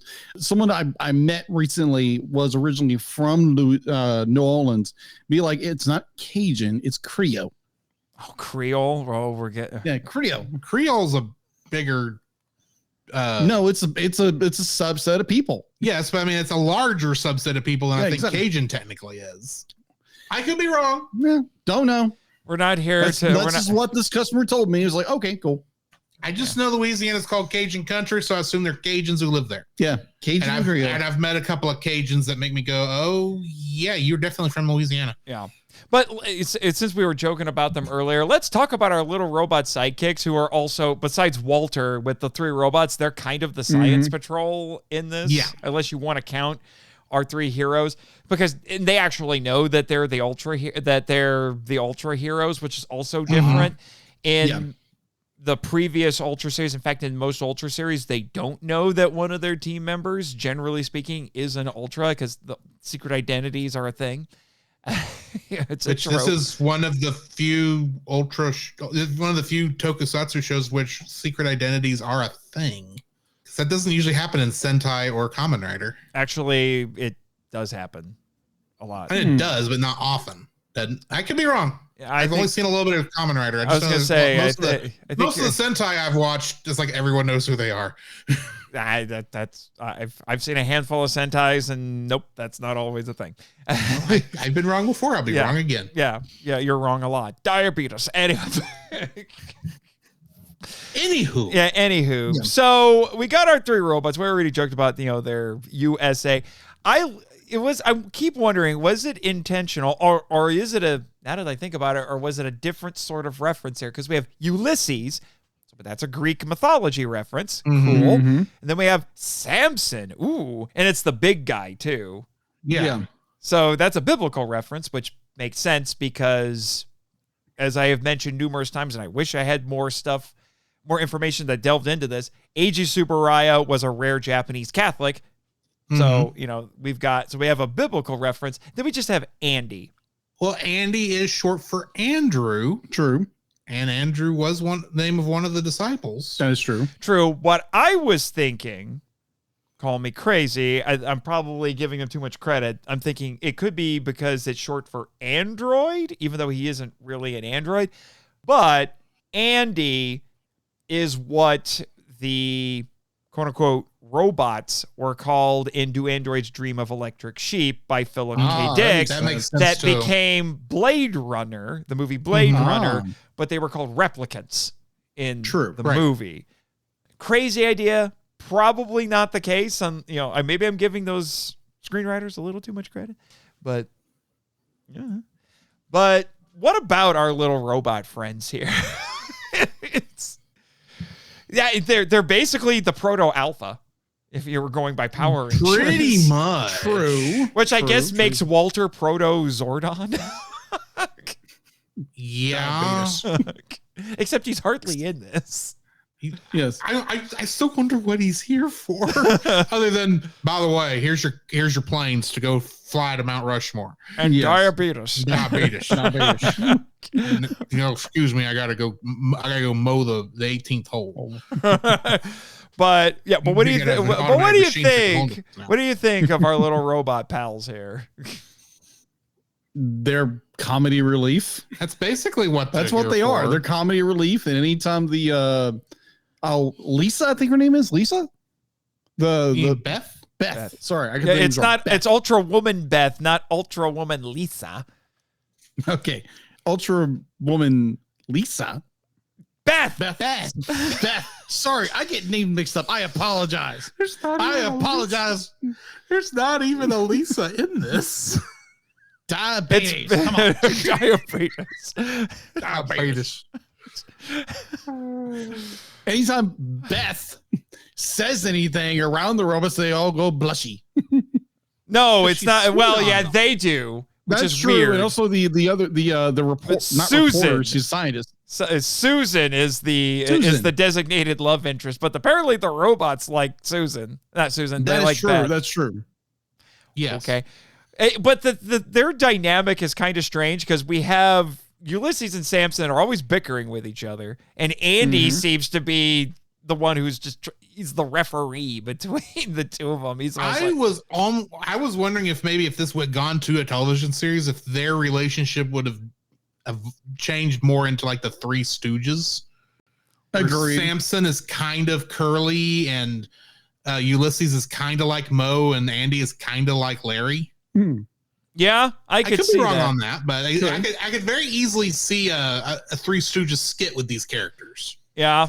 I'm also sitting here thinking, because they spend all their time in the base trying to coordinate things and try to get, it's like, oh wait, you need to go here to go help one of your friends, and oh, here's how we can beat the monster. Or, oh, by the way, the Poka Gremlin is eventually going to be bigger than this planet. What? It's like, how does eventually he's gonna be too big to be allowed. Yeah, but I'm sitting here wondering, like, could we have had episodes where they actually went out into the field? How crazy would that have been? Because you would think that that's kind of what they're hinting at. Like maybe Andy's the one who would primarily be at the base coordinating things, but you would actually send Samson to go do, strongman stuff. Yeah, because he definitely would fall into that strongman. I could see Ulysses being very good with like ranged weapons.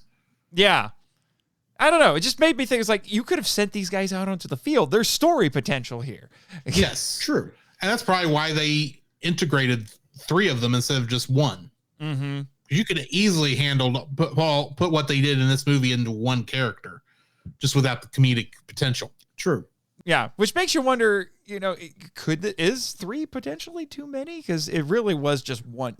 The stuff that the 3 of them do in this movie could have been done by one character. But again, yes, if this had gone to series. If it had gone to series, I could easily see maybe you have an episode that focuses maybe on just Beth and Scott going somewhere, and they have a robot that goes with them while everyone else is hanging out at the base. True. And then maybe another episode where Chuck and Ulysses are off doing something. Mm-hmm. Yeah. I don't know. I'm just guessing. Yeah. Again, there was unfortunately a lot of potential left on the table here. Indeed. Mm-hmm. Yeah, which is kind of sad. But that's always going to be the issue with this, is this show, if it had gone to a show and not just stayed a movie. Yeah. There's a lot in this movie that was obviously just laying pipe for a longer show to actually work with. It's just, unfortunately, now we're never going to get that. Well, I would almost want a petition that someone actually tried to make the series that would have come out of this, but then again, it wouldn't really be the same. It wouldn't be the same series. It would almost, unless you're going to try to X-Men 97 this thing. Yeah, but even then, I don't think it would work as well as X-Men 97 did. I don't know. I just don't know if you'd be able to get a new series out of this at this stage. I could be wrong. It would be interesting to see an attempt at the very least, or at least have a sequel to this. Yeah, I'd definitely be up for a sequel as maybe a starting point for a new series, possibly. Yeah, possibly. I mean, these characters have come back in live action, these 3 Ultras. Right. Which is interesting to see, these things that were originally meant for animation, and then they make actual suits for them to appear in stage shows and some specials, and they're usually just background characters. But they did do a special a couple years ago, Subaraya did, where they were actual characters. They spoke in everything. And I'm just like, oh my gosh, they exist. That would be an interesting thing to see. I hadn't gotten around to that point in Ultraman yet, but Well, I'll send you some screenshots when we're done. I've seen the stuff on the Ultra Wiki, so Yeah. I've seen their live action models. Yeah. It's just kind of wild to see that. But, so that's the robots. Let's talk about we've talked a little bit about them already, but let's talk about our kaiju, because you get 4 kaiju in this, which is Nice. Yeah, you do crazy. get 4 kaiju. Get 4 kaiju. We get a plant monster that predates Biollante. Yes. It's around the same time as Little Shop of Horrors, so Audrey 2. I was definitely getting some Audrey 2 Yeah. vibes from this. Yeah. movie. Now there were Just a little bit. there were plant monsters in Ultraman before this, including one, weirdly enough, written by a guy who sent a story treatment to Toho that eventually became Godzilla vs. Biollante. I've seen that episode. I'm going to be doing a little solo episode on it because I've already covered Godzilla vs. Biollante. This episode is from Return of Ultraman. It's just Godzilla vs. Biollante, except 25 minutes and there's an Ultraman. It's Right. almost the exact same thing. Just to fit it, just because you need Ultraman to clean everything up. Yeah, Yes. basically. And then we get Zune, the cute kaiju. Looks like Yes. looks like I wrote in my notes that it was a hungry hippo. And for some reason, while I know all 4 of these monsters were designed by Keita Supro, Amemiya. yeah, I should mention that. That is a big deal. The fact, and once you know that, you can see his, especially on King Mira, you can see his design aesthetic all over this thing. But Zune, it to me feels like the most Hanna-Barbera-esque Does design of the Yes. 4, because it's like, okay, you obviously, I'm sure you based this off of Keita Mimiya's original design, but y'all cutified this just a little. yeah. And again, had to have been an Very influence on Emmett. Hanna-Barbera, at least in its movement. Yes, So, for sure. And then you had the one that actually had 2 forms, so you kind of get 5.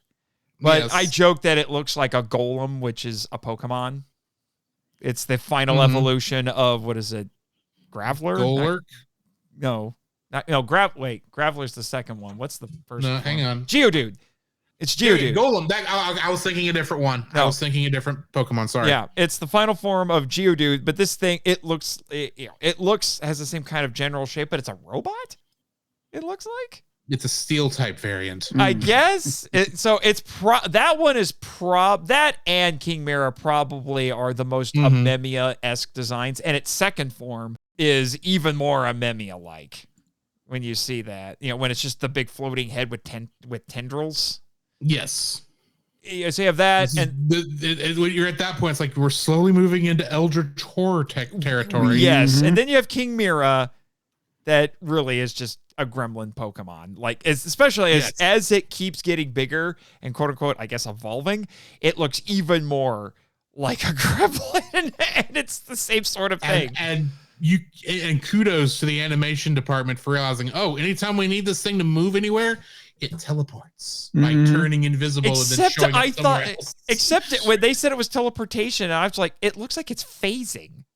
It's really more of a phasing. It was like this thing is Teleportation- I'm like, this thing is Shadowcat, not Nightcrawler. Teleportation is more instant than this. This is like we're disappearing into the background, and 2 minutes later, showing up over here in front of the World Trade Center. We're back. Yeah, the World Trade Center said this, so make up that because the finale's in New York, because of course it is. It's the 80s. No one would have thought it would be a thing. Yeah. An issue at that point. Well, yeah. It was still a landmark. Yeah, for sure. Yeah. But I'm just saying it has to be New York because of course it's New York. Oh, of course. Yeah. Of Yeah. course. I'm surprised we didn't have anything in front of the Empire State Building, to be honest. Probably because the World Trade Center was overshadowing it, because those were the tallest buildings. Probably, New York. Yeah. But in my mind, it's like they couldn't go over there. King Kong was busy fighting some airplanes at the time. Probably. But this thing's even bigger than all of them. But that thing, King Mira, is absolutely insane because it's sprouting tentacles with teeth and all over itself. Like, Eldritch horror, anyone? Cthulhu, you've been here. Yes. Yeah. But they're HP also Lovecraft, what What are you doing writing Ultraman stories? Yeah, but it's just like all of these things are from the same planet, which begs a lot of questions. Like, what the heck was Planet Sorkin? Was it like a prison planet for monsters or something? Because they all look really different, which begs the question, why was Zune on this thing? Zune was obviously a baby of two much bigger monsters. Zune was, It's like, why am I here? I'm too cute. Zune was arrested for Zune was arrested and convicted of excessive cuteness. Yes. Yeah, I will talk with Raymond. I'm sure that's a crime on some planet. You must be punished. Yeah, I was just saying. I will talk to my friend Raymond. I'm sure that's a crime on some planets. Yes.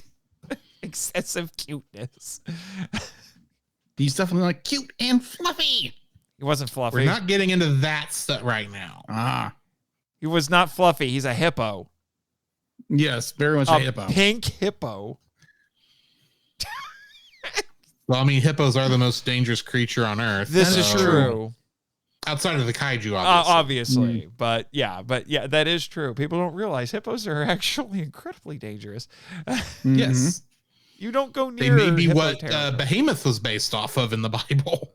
Well, I have my doubts. I've either heard that or Leviathan on either one of those. Yeah, anyway. It's usually attributed to Behemoth, but we're not here to debate that.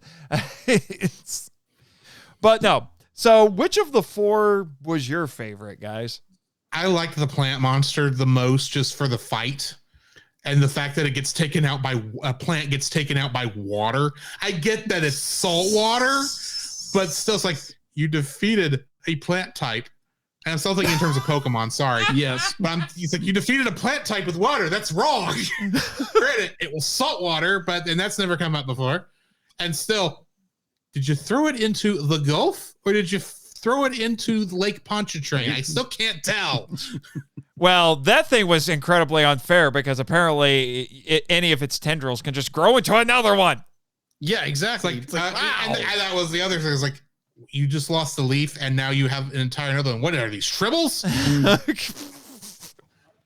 I'm just saying, that's just unfair. Taken out by a water beam from Ultra Woman Beth.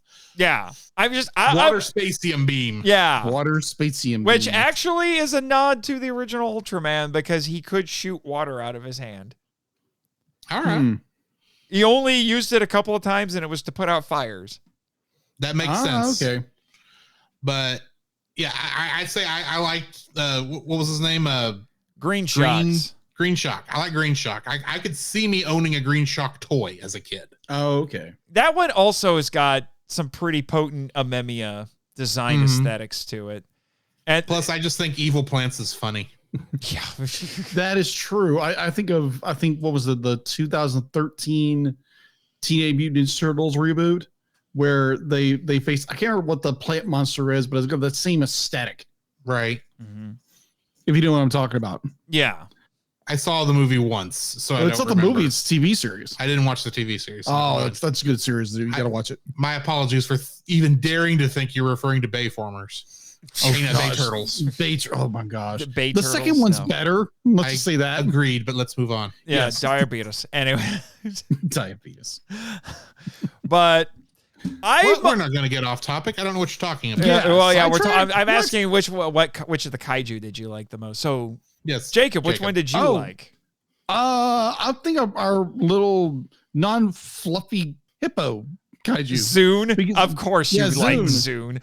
Yeah, Zune was more, it's like, okay, he's just this little kid kaiju that doesn't know what he's doing here. And it's like, and then be like, it's like, oh yeah, we're like, oh yeah, we got to get rid of the first one. Oh yeah, it's the exact same thing. Just destroy it. And they're like, oh, yeah, maybe he's not actually a threat. Let's just get him out of here. And it's just like, okay, that was nice because most of them be like kaiju get blown up. They'll be like the limited Ultraman kaiju thing I have experienced too. It's like, okay, that's a change of pace. Yeah. But the question becomes, okay, that's cool. But I got a very important question. Would Zune be friends with Anya? Yes. And a heartbeat. Yes. No heartbeats.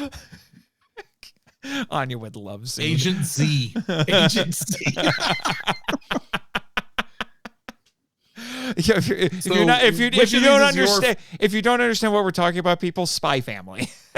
Yes. Anyway, Nate, what's your favorite of these kaiju? I mean, King Mira for his sheer final bossness would be an obvious choice, but I think I'm actually more partial to Garubalade just because of he's kind of flashy, literally, because he's got sparks going all over.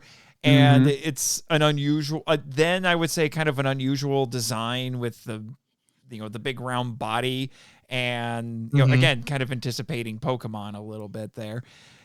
And, then turning into the big head with tendrils. And it's one of the more obvious Amemia designs there, I would say.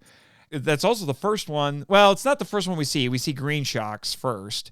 But this is the first one that fights an Ultra. Yes. Because it's Scott fighting him. He turns right before the obvious commercial break. Yes, because it's Beth who fights Green Shocks.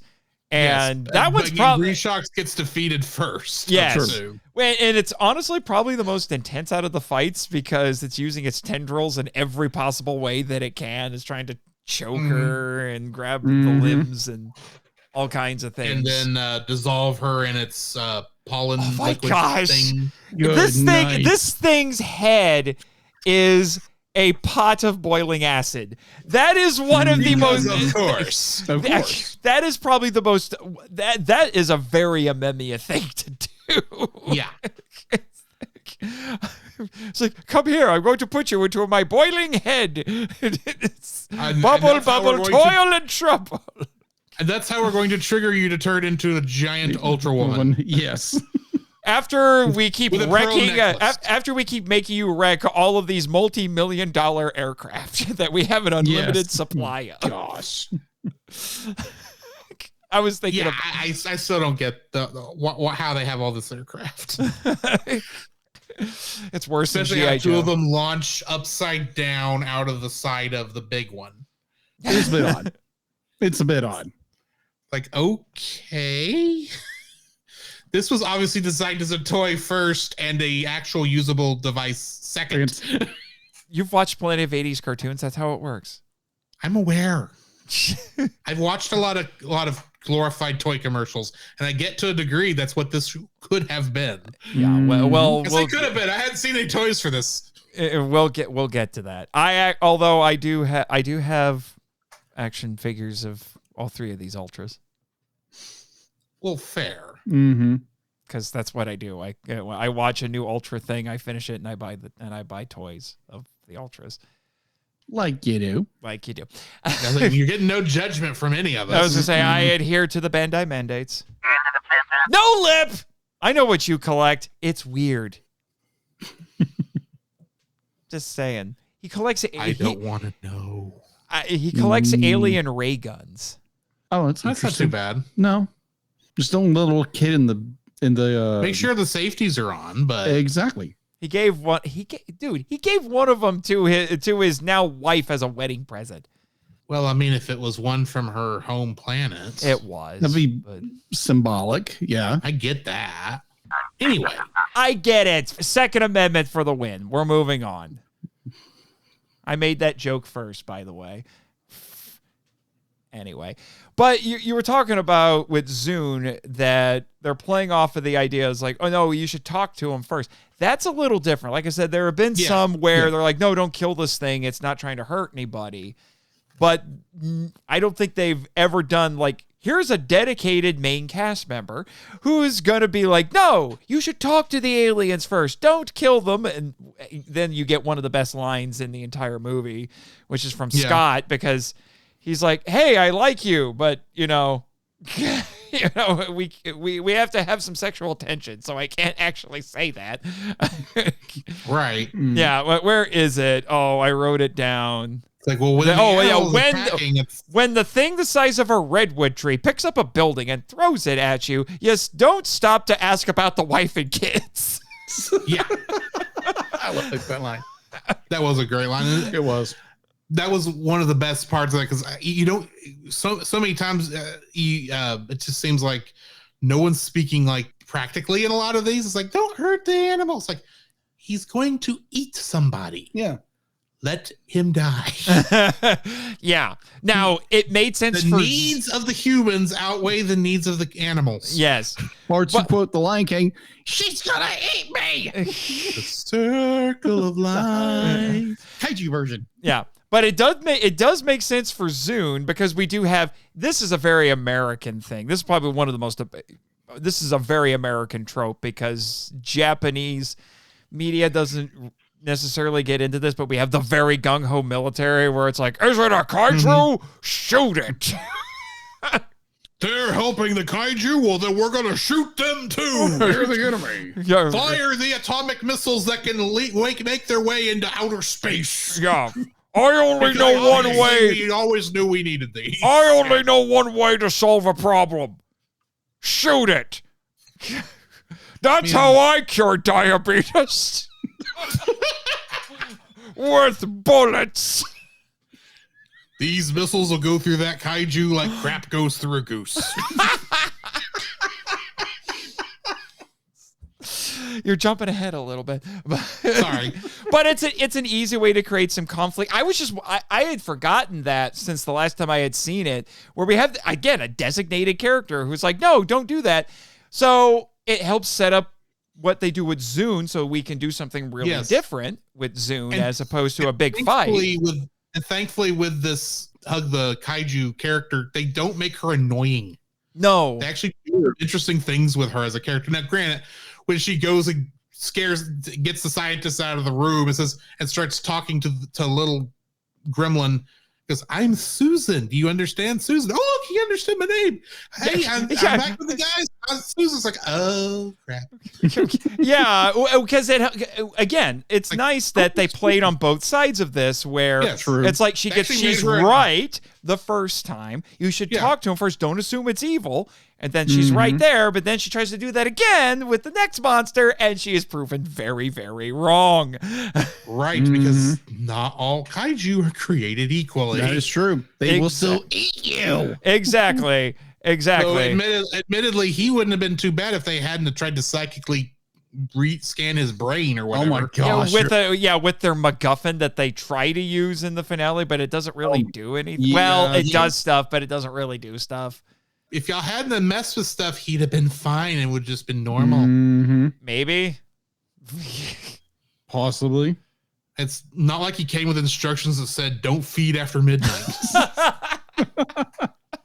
Well, yeah, because he sounds like in that form he sounds like he was being voiced by an uncredited Frank Welker, which was just so funny. He's like, I'm Welker. I was like, I'm Susan. Can you say Susan or whatever? He's like, he understands me. What?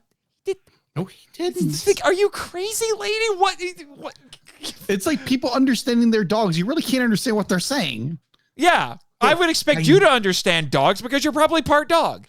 That's nah. I mean, just because this thing kind of looks like Lord Beerus from Dragon Ball Super doesn't mean he's actually coherent.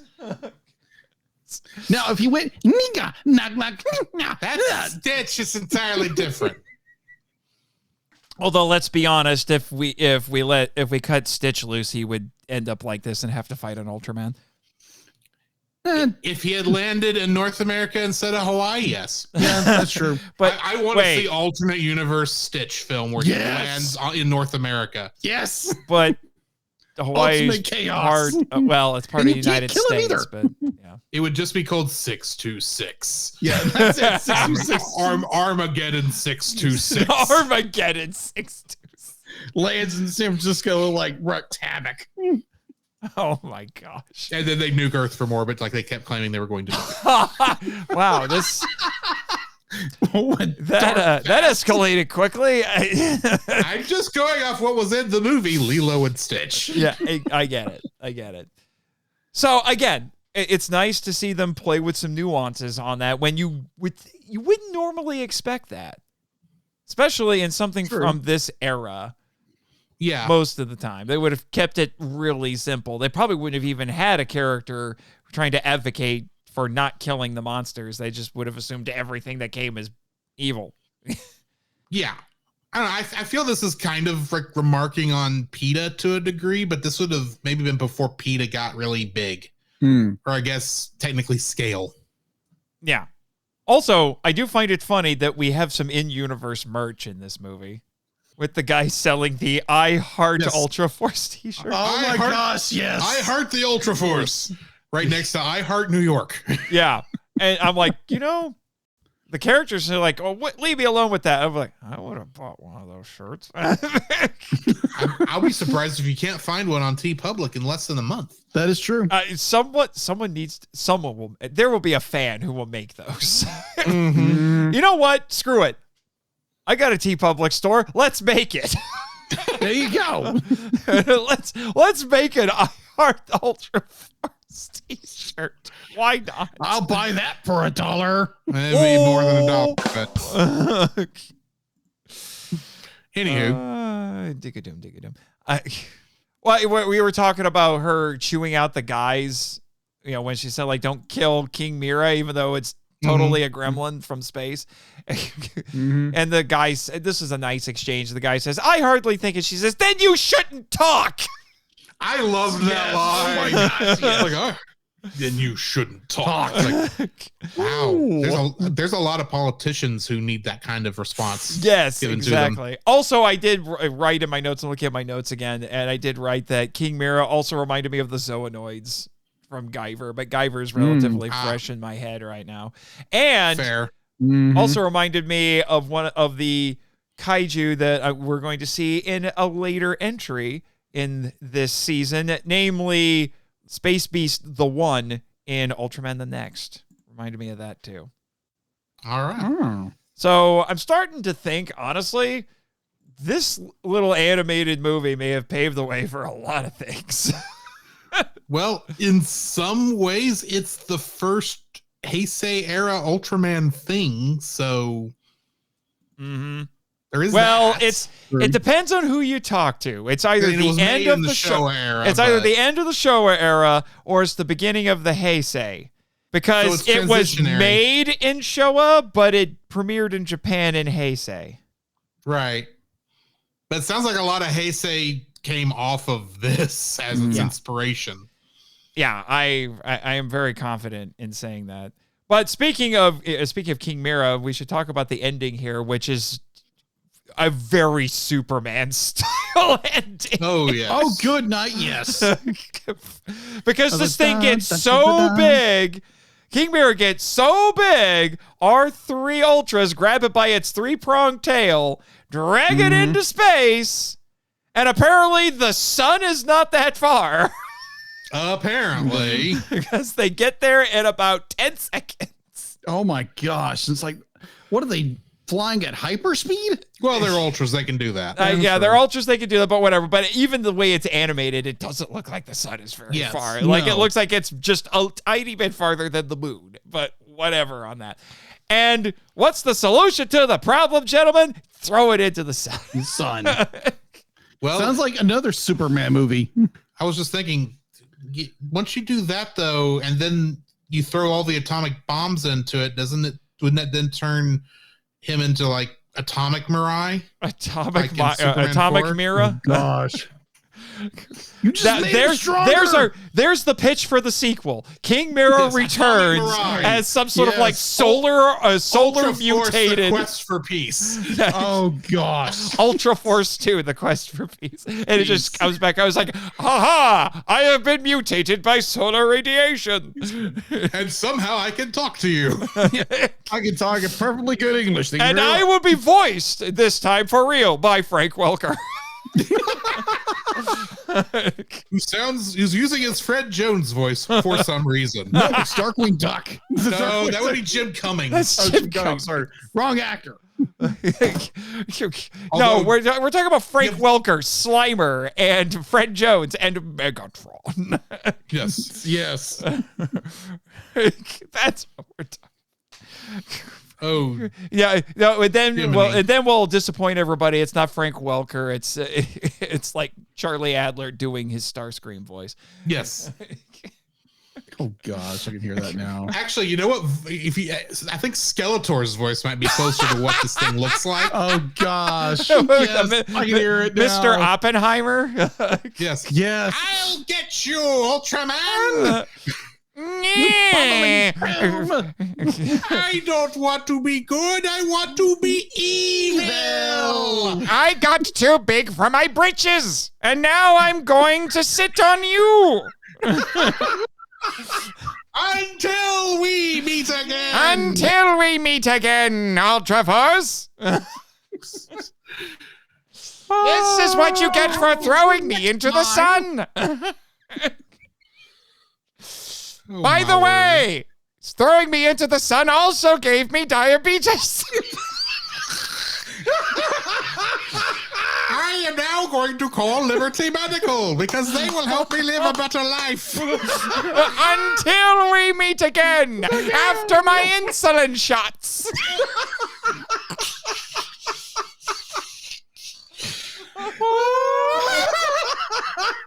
I'm so glad I'm wearing a hat.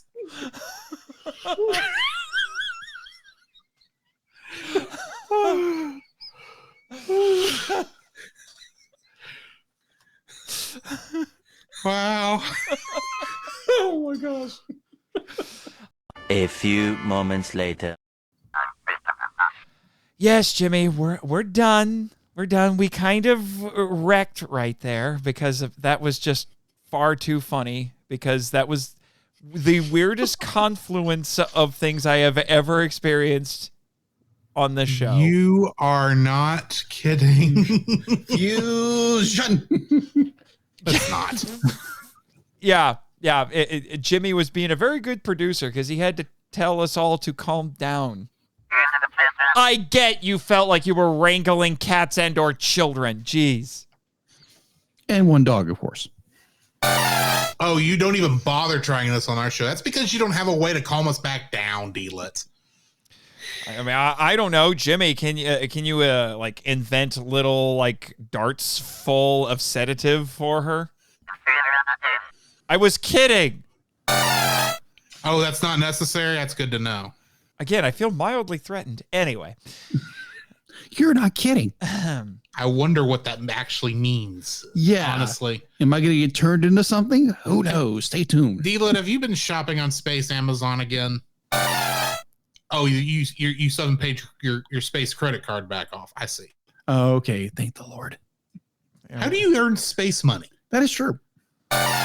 Never I mind. Gotcha. Scotty, Okay. beam me up. Indeed. All right. So before we lose our ever-loving minds again, I'm gonna regale you with a few more notes here, and then we will move on to the Toku topic. So we've mentioned Amemiya quite a bit. He was one of 3 monster designers on this film. One of the other ones was actually a Transformers artist. I can see that. Yeah. Yes. Floro Dury? D-E-R-Y? Dury? Floro Dury. Floro Dury. Yes. He did some of the human designs, actually, not the monster designs. Ah, That makes sense. And funny enough, considered giving our Ultra heroes capes. I can see that. It wouldn't be the first time the that older Ultra ones do have capes. As I say, wouldn't be the first time that that an Ultra had a cape. Also, the Ultra Brothers in the more recent shows in the last 15 years or so have capes. Now, they wear them for ceremonial purposes. They don't usually wear them into battle, but they do wear capes. Fair. So there you go. Studio Sign also worked on New Demon Hunter Rem, and Ashi also worked on Vampire Hunter D, and here's another one with Tokusatsu connections, Iria Zerum the Animation. I'd like to point out when I was doing the research on those Kingdom Hearts connections, Kanito Shiozawa was the original Vampire Hunter D in Japan. That makes sense. And Takeshi Oano was actually in the sequel. He wasn't D, but he was somebody else. Wow. And according to IMDb, quote, Ashi was one of the later Japanese studios to pick up work from American companies with Toei, TMS, Sunrise, and Pacific Animation Corporation dominating the 80s. However, Ultraman largely opened the door for them as they started animating series for Ruby Spears in the 1990s. Huh. Super fighting robots. Mega Man. From Ultraman to Mega Man. I don't know if that's a Yes. downgrade or not. What is higher, Ultra or Mega? If we go by Power Rangers logic, it's a downgrade. But most of Hanna-Barbera worked on Super Friends, which had Superman. So it's all connected. Yes. But when super isn't enough. Super, Ultra, Mega, Hyperforce. There Go. you go. Oh, no. Can we not? And say we did. And we did. Now, I am curious. I may have to pop in this Japanese Blu-ray because besides the language track, there is a couple of, I think I mentioned this earlier, but there's a couple of other audio differences in the quote-unquote Japanese version of this. Some of the background music is different, and the credits have a quote-unquote catchy pop song. Huh. A catchy pop song. Yeah, which has Catchy, lyrics he and said. everything on all the Ultra Wiki and such. Ah. Also, and this is kind of the perfect way to kind of transition to our next segment, there is debate as to whether or not this production is a Showa era series production or a Heisei era production, because it was produced and initially released in America in the Showa era, but it was released in Japan in the Heisei era. Which that transition, if I remember correctly, is 1989. 1989, January of 1989. That's what I thought. So yeah, this one exists in a bit of an odd spot in terms of that. So why don't we get into that after this little word from our sponsor, namely you guys. By that I mean Jake and Drew. Yes. Yes.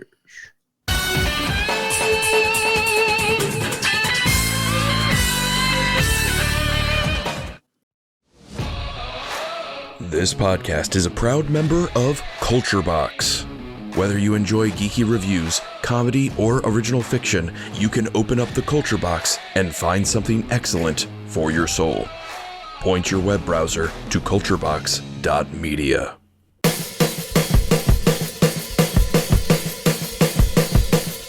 This week I want to tell you all about, appropriately, the Cel Cast. The Cel Cast is hosted by Jacob and Drew, and they review animated movies and TV shows, discussing what they appreciate about the medium in whatever form it takes, whether it is a traditional hand-drawn animated movie, claymation shorts, or a 3D CGI series. Check out some animated reviews when you subscribe to the Cel Cast at thecelcast.podbean.com. And don't forget, that's Cel with a single L at thecelcast.podbean.com.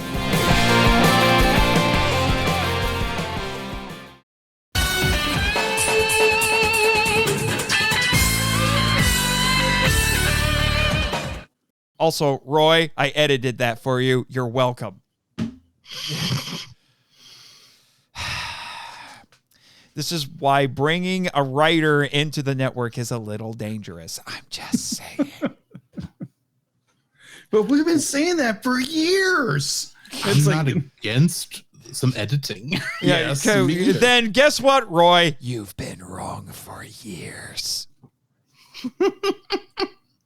About so many things. Like your grammar and Monty Python. Anyway.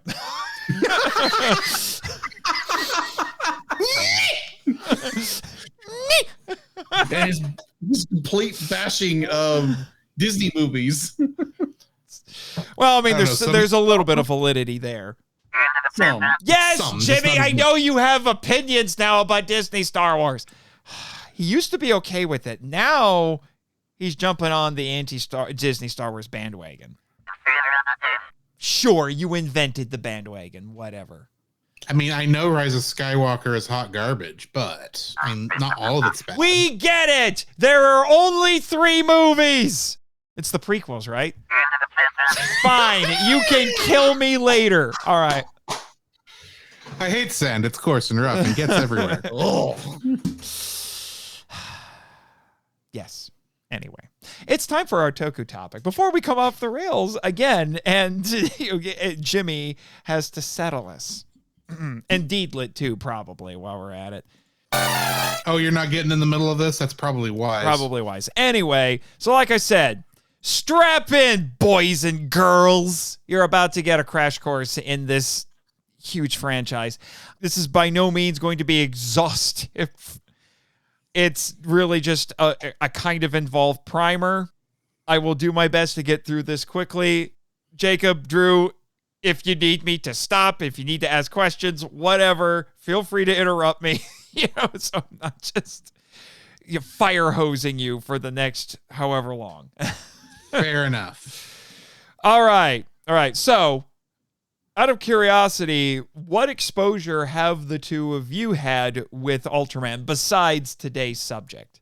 Well, throw in Ultraman Rising. I think that's good for both of us. When you had me and Jake Hambrick from yes. Henshin Power V3 on to talk about that. Yes. Also, I have watched all of Ultra Q. I am halfway through Ultraman, and I own, I think, up to Ultraman Taro. But I haven't got that far yet. Interesting choices. What about you, Jacob? I mean, it's all the old Mill Creek stuff. Yeah. Early Mill Creek stuff. My only experience with Ultraman is Ultraman Rising, and whatever you two have talked about over the years. Yeah. Plus today's That's fair. subject. Oh, I've also seen Shin Ultraman. And I may or may not be working on a project that is revolving around Ultraman or not. I don't know. I can't say. Ow! Oh, it's like a brain freeze all of a sudden. He needs Excuse a me. nice hot towel for some reason. Anyway, we're moving I was just on. thinking, is he been hanging out with Arnold Schwarzenegger too much? Yeah, Because, all the ice puns from Batman and Robin. The ice puns finally got to me. or Tonight, something. the Jimmy, freeze where's is my coming. aspirin? You ran out, of course. Just bear with it. Oh, my word.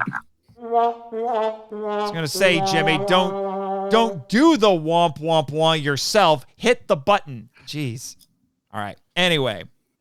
Jimmy's being such a pill lately. Yeah. Yes. He is indeed. But as you've probably been able to gather, even just from a cursory observation, Ultraman is an institution in Japan. He's not just a character. He's an insta-frickin-tution. He is basically their Superman, which I would then argue means a character like Kamen Rider would be Japan's Spider-Man. It's the equally, if not more popular, depending who you talk to, character from the rival company. But Kamen Rider fought Spider-Man and Batman and the Scorpion. True. Just not the ones Anyway. you think. It's just not the ones you're thinking of. So currently, this multimedia franchise, which has been around since 1966, has over 40 TV series, over 30 films, and countless specials and other related media. Like, it has spun off into everything. I didn't put this in my notes, but if I remember correctly, Bandai, I think, has sold since, I think it was supposed to be since the early 80s, has sold over 100,000 Ultraman vinyl figures. That is how big this is. That's just since the 80s. It's crazy. Absolutely crazy. So, here's your crash course starting now.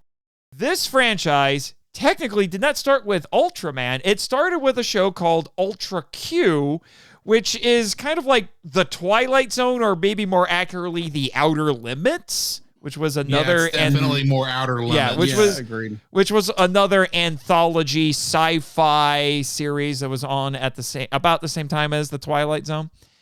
It's that meets the X-Files. And it was about a reporter, her photographer, and their pilot investigating strange happenings that usually, not always, but usually led to monsters. And also generally big ones. It ran for 28 episodes and was hugely popular. And it laid the groundwork, it's the foundation for the Ultra series with its focus on mystery and, frequently, monsters. The final episode, however, which did not have monsters in it, was supplanted by the premiere of Ultraman, and one of its stars, Hiroko Sakurai, returned as a different character in Ultraman. And by the way, that premiere, which was on July 10th, 1966, which is why it's called Ultraman Day, because TBS, the network, was just fast-tracking it, and they're like, wait, we're not ready, so what are we going to do? And they're like, we'll do a live stage show. So, that was the thing. It's called The Birth of Ultraman. It was thought to be lost media for a while, but it's been released on Blu-ray now by Mill Creek, which is very cool of them. Yeah. By the way, if you want to get more detail stuff on particularly Ultraman 66, go listen to my other podcast, Henshin Power V3 Episode 8, and you'll get get even deeper into that portion of this crash course. So, Ultraman and his ilk are what are called Kyodai heroes, which are superheroes or robots who grow to gigantic size to fight equally huge monsters and villains.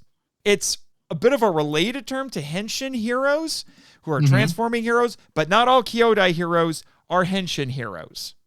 Ultraman is both, but that's not always the case. Jet Jaguar is a Kyodai hero. Right. Because he doesn't transform, he just gets bigger. All right. Interestingly, and not surprisingly, because this guy's one of the most influential creators in the last 100 years, I would say, in Japan, the popularity of Osamu Tezuka's Astro Boy is cited as a key influence on the creation of Ultraman, because Eiji Tsuburaya wanted to have another superhero that would be, in the same vein as Astro Boy. He wanted to have his own hero to go along with that, but be in live action. And Eiji Tsuburaya, who needs no introduction, creator of Ultraman, special effects master over at Toho, a key creator for Godzilla, among other things, at Toho. In the early 60s, he spun off basically from Toho, started his own studio that would work primarily on TV, because he saw the writing on the wall early. He's like, TV is going to be the new thing. So that's why he started his own production studio to get into TV. And in his first episode, reused a Godzilla suit. Wouldn't be the first time. It happened again in Ultraman. Yeah. And several other Toho kaiju suits get reused. Baragon became 4 Ultra Kaiju. That's not surprising. Because they cut off Baragon's head and glued more stuff to the suit and said, oh, look, a new monster. We put him in the cone of shame. poor Baragon. Yeah. Most Ultras have transformation devices to morph from human to hero, except for one. There's one exception, and I'll get to him. They all have trademark attacks, like the Specium or Spacium beam, which they fire by crossing their arms, generally speaking. It's either in a T shape or an L shape. There's some variation. I bet it's usually one of those. And I am very certain that this one's inspired by Tsuburaya's Catholicism, as I've mentioned before in several episodes. Ultraman, the 1966 show, holds the record, the Guinness World Record, for the TV series with the most spin-offs, which it earned in 2013. Here's a crazy quotation from Wikipedia for you. Quote, in Japan, the Ultraman brand generated $7.4 billion US dollars in merchandising revenue from 1966 to 1987. This makes it one of the highest grossing media franchises of all time. Ultraman was the world's 3rd top-selling licensed character in the 1980s, largely due to his popularity in Asia, end quote. By the way, when adjusted for inflation, that's $20 billion. That is a lot of moolah. Yes. As of 2025, Supro accepts 51 official Ultras. And also from Wikipedia, quote, Ultraman content, products, and services have been distributed in more than 100 countries worldwide as of March 2018, end quote. And just to show you how pervasive this is, not only in Japan but elsewhere, here's a list of people who have cited Ultraman as a key influence on their work. Akira Toriyama, creator of can Dragon see Ball that. and Dr. Slump. Makes sense. Peyton Reed, director of the Ant-Man films for the MCU. In fact, I think his version of Ant-Man, the design is based off of either Ultraman or Kamen Rider. I don't remember which. Ultraman and Inframan. Yeah. I did an episode on Inframan. Go listen to that one. That was the start of season 4. I couldn't finish watching that movie.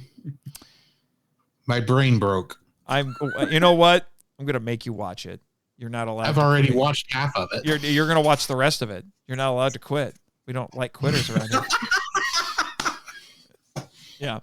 And Hideki Kamiya, a video game designer who worked on such games as Resident Evil 2, Devil May Cry, Beautiful Joe. That's an obvious one. Beautiful right there. Joe is obvious. Yeah. Okami, Bayonetta, and The Wonderful 101. Once again, very obvious. So that Yep. may be more Sentai. Yep. And he said that he's a fan of both Godzilla and Ultraman. He has been since he was a child. Makes sense. Yeah, color me unsurprised. So, most of the sources I looked at separated Ultraman as a franchise into 3 eras, but they didn't break them up at exactly the same point. So I'm kind of going to be operating under these 3, but I'm going to be kind of breaking them up into different segments because there's variations on them as you go through them. So the quote-unquote first generation, which I put as the Showa era, which would have been 1966 to 1989, or if you go by the American release of this movie, it would be 1987. So this era focuses a lot on the mysterious and bizarre and has a strong continuity between series, although that was not the initial plan. It was retconned later. Gotcha. As the Ultra Wiki says, quote, these story arcs focused on explaining and solving these strange phenomena with the power of science, end quote. Some sources include all the foreign productions that I'll be getting into as part of this generation. I only include The Adventure Begins, personally. And the franchise launched at the height of the quote-unquote kaiju boom of the 1960s. So, like I said, I break this up into different segments where we'll talk about the 60s first. So I mentioned a little bit about Ultra Q already, so let's talk about Ultraman 1966. Again, if you want more details, listen to HPV3 Episode 8. Tsuburaya gave TBS, or the Tokyo Broadcasting System, 3 pitches as a follow-up to Ultra Q. One was called Woo, which was about a young girl with a goofy-looking monster friend. The sources I looked at described it as being kind of like Doctor Who. This was later reimagined as a show called Bioplanet Woo in 2006. And the second pitch was Scientific Special Search Party Bemular, which was about a team that tracked monsters and aliens while disguised as an art/photography team, and one of its members could transform into a friendly bird-like monster to help them. It was noted in one of my sources that the design of this monster, Bemular, looked a lot like the titular monsters in Gappa the Triphibian monster from 1967. Okay. Bemular was also the name of the first kaiju in Ultraman.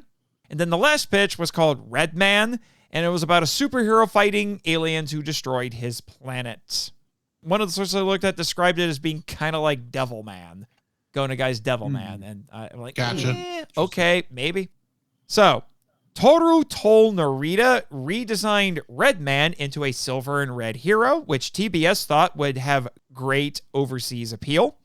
His design didn't have the color timer, which is that little light on an Ultraman's chest that blinks when to indicate he's low on energy, or if it's the original Ultraman, it's letting him know you only have like 1 minute of your 3 minutes left, because that they put a time limit on there. Yeah. That was added by Tsuburaya because they were afraid Ultraman would be too powerful. But that on The Adventure Begins, the color timer was the little jewel on their forehead. It was on their forehead, which actually is, I would say that's a nod to Ultra 7, because Ultra 7 had it on his forehead. This angered Narita quite a bit, actually. And that's why in Shin Ultraman, Ultraman doesn't have a color timer. Instead, his whole body changes color when he runs out of Yeah, energy. because it was a nod to that very original design that Narita submitted. Akiji Kobayashi, who went on to play, you should recognize him, Drew, because he was the captain in Ultraman. He went on to jump ship to the rival team. He was Tachibana in Kamen Rider.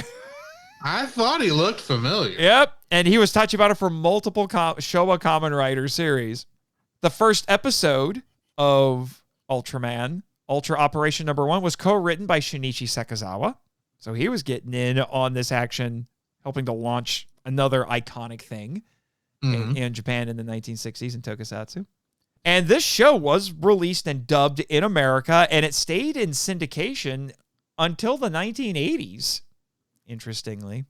Mark Schilling wrote that this series was a, quote, rite of passage, end quote, for Japanese children, and said it was, quote, as much a part of the national fabric as furikake, or rice topping, and chopsticks, end quote. This first series established much of the lore, such as Nebula M78 and the Land of Light, and most of the franchise's tropes. And by the way, I have met the original Ultraman suit actor from this show, Ben Furuya, several times at cons. He's the best dressed dude in any room he walks into. If I have a fashion icon, it is Ben Furuya.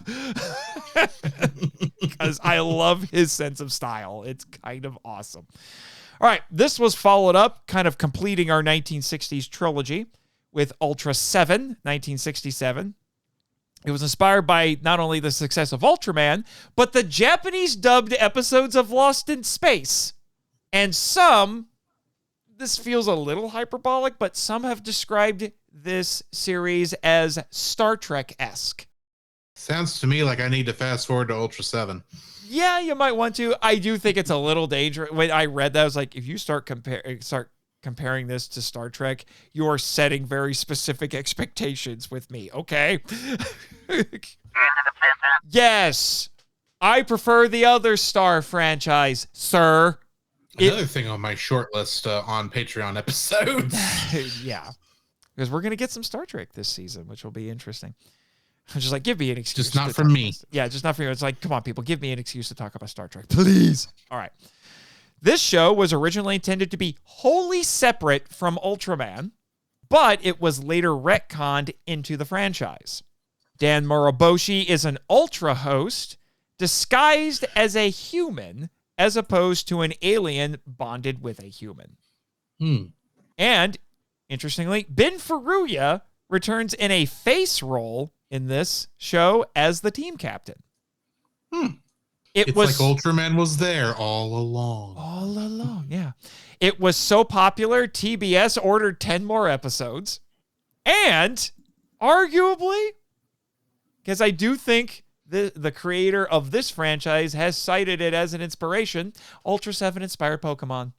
Because Dan Moroboshi has has 3 of what he calls capsule monsters, which are in these little spheres, and he would unleash them to give him assistance against all the evil aliens that he fights. I can see how you could mix that with the beetle fighting that he based that Pokemon on, and how that could create the Pokemon we all know and love. Yep. Except for Jacob, he's a Digimon fan. Yeah. But he's also said that he was a kaiju fan too. He loved Godzilla and things like that. So it's a multitude of things there. Interestingly, well, I mean, Mothra is basically Butterfree. Yes, we've been over this. Yeah, I was known for naming Pokemon after kaiju. Butterfree was Mothra, because of course. I recently caught King Ghidorah in Pokemon, but anyway. Oh, Dodrio? No. Oh. One of the later ones is definitely a dragon type and is definitely more King Ghidorah. Yeah. Interestingly, there is a banned episode of Ultra 7. Episode 12, From Another Planet with Love, because the monster of the week, who was an alien named Spell, I think there's actually a different name, but that was the source I was looking at, called him Spell. He has scarring that resembled those of the Hibakusha, which are atomic bomb survivors. So it was considered to be in such poor taste that they stopped airing the episode. If you want to hear more about the Hibakusha, listen to MIFV episode 35 on Prophecies of Nostradamus, because there was another piece of media that got banned for the same controversy. Yep. But wasn't part of the original design of Godzilla his scales meant to be kind of like Keloid those scars too? That's what I thought. Sorry, it just threw me. Yeah. However, interestingly, this episode did air twice in America in dubbed form in the 1990s on TNT. Yeah, because the show did get dubbed and aired in America. And if you want to know a secret, I've seen this episode in its dubbed form. I found it. I won't say where, but I found it. It looked awful, but I found it. That almost tells me where you found it, but anyway. And this was the last Ultra series that Eiji Tsuburaya worked on. He died in 1970.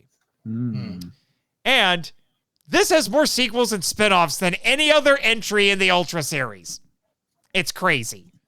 I don't know if it's because everyone loves Ultra 7 in Japan, or if Tsuburaya just really loves Ultra 7. All right, then we jump ahead to the 1970s, and this is where things get trippy. Good Lord, 70s Ultraman is bonkers. Absolutely bonkers. The first one we have is Return of Ultraman in 1971.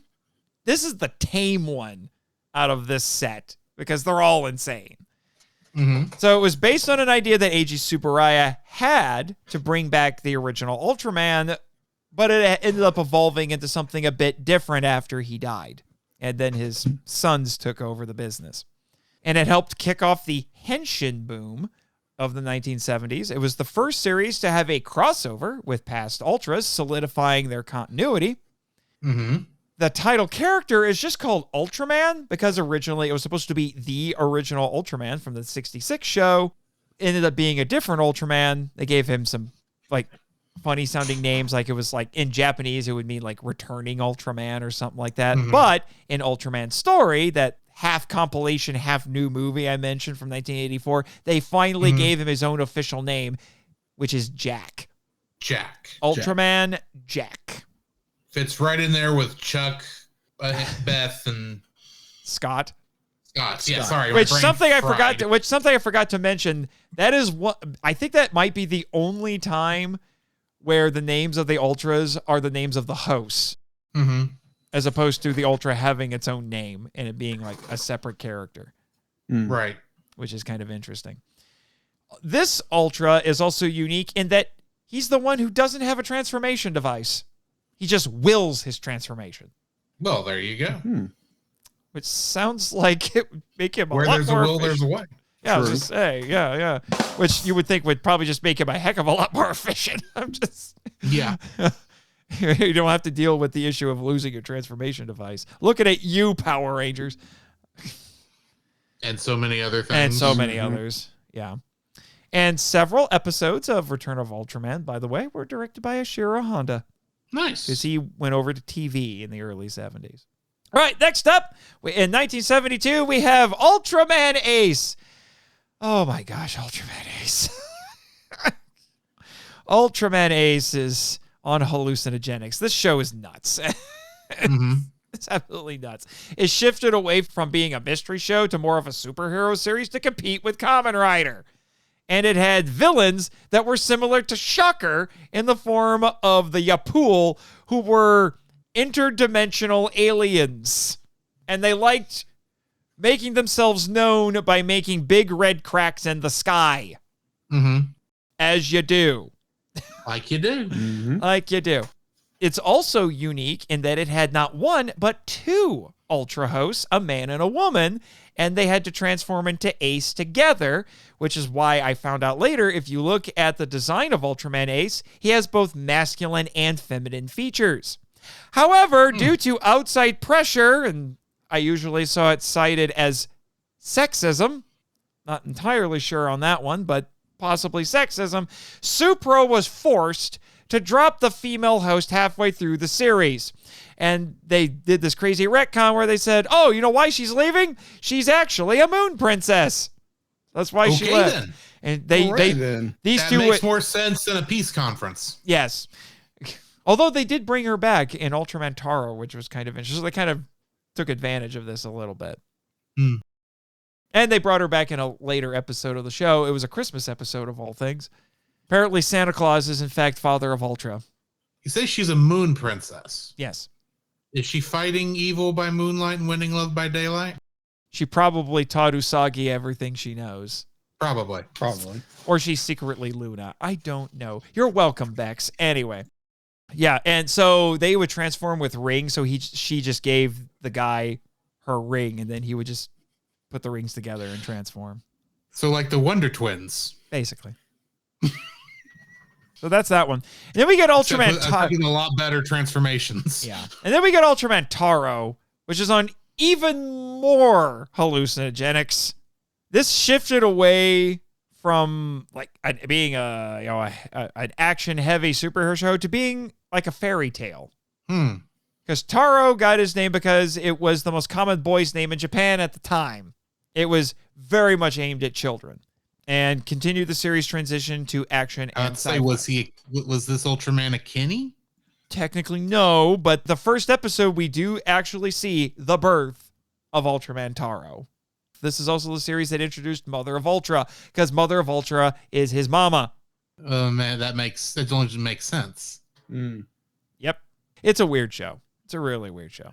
Fair. Almost as weird as Ultraman Leo from 1974, where we go from hallucinogenics to lots and lots of crack.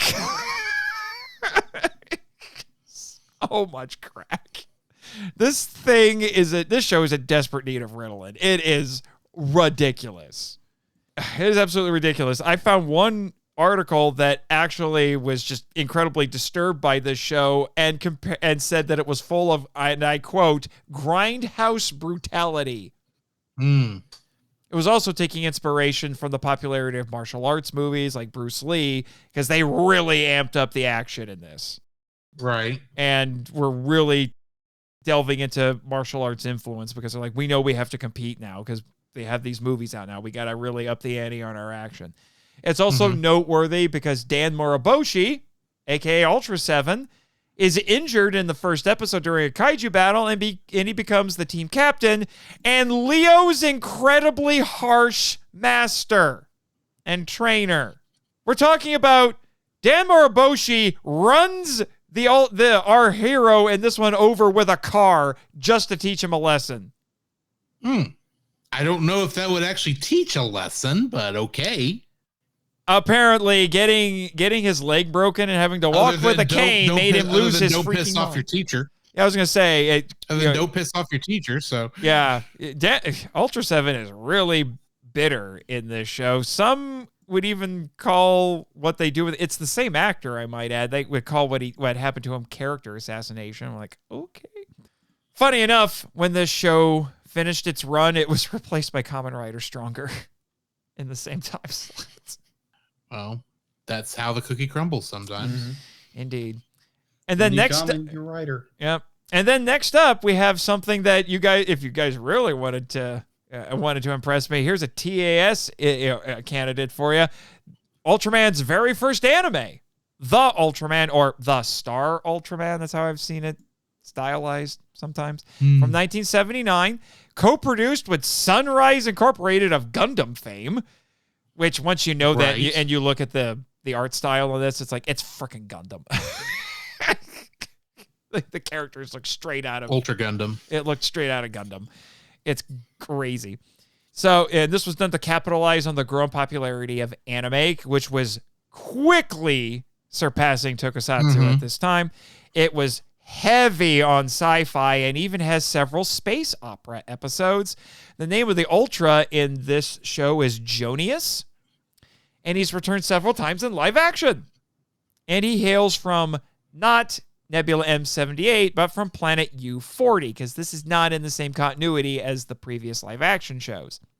And as we mentioned before, several episodes were edited and dubbed and released stateside in the early 1980s as compilation films.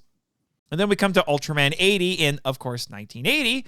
which started off as a unique entry with a school teacher as the hero. By the way, both Leo and 80 are like Ultra 7. They're Ultras in disguise. They don't have hosts. Mm-hmm. But it struggled in the ratings due to the waning popularity of Tokusatsu and a little too much to get into at this time, but also several cultural controversies that were not attached to the show, but it would have ended up touching on those on something related, on things related to that, to those controversies. So it struggled in the ratings, and then they just made it like a typical show. They dropped the whole school setting, which was really disappointing for me when I was watching it, because I really loved the school setting. Mm-hmm.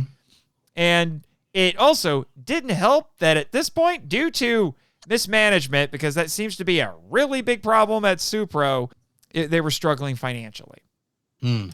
And then for the rest of the 1980s, it's considered a wilderness period for Ultraman. Supro was focusing on other shows, which will be the topic of a future Toku Topic in a later episode this season. Mm-hmm. And they're also focused on foreign productions, while also nearly going out of business. Right.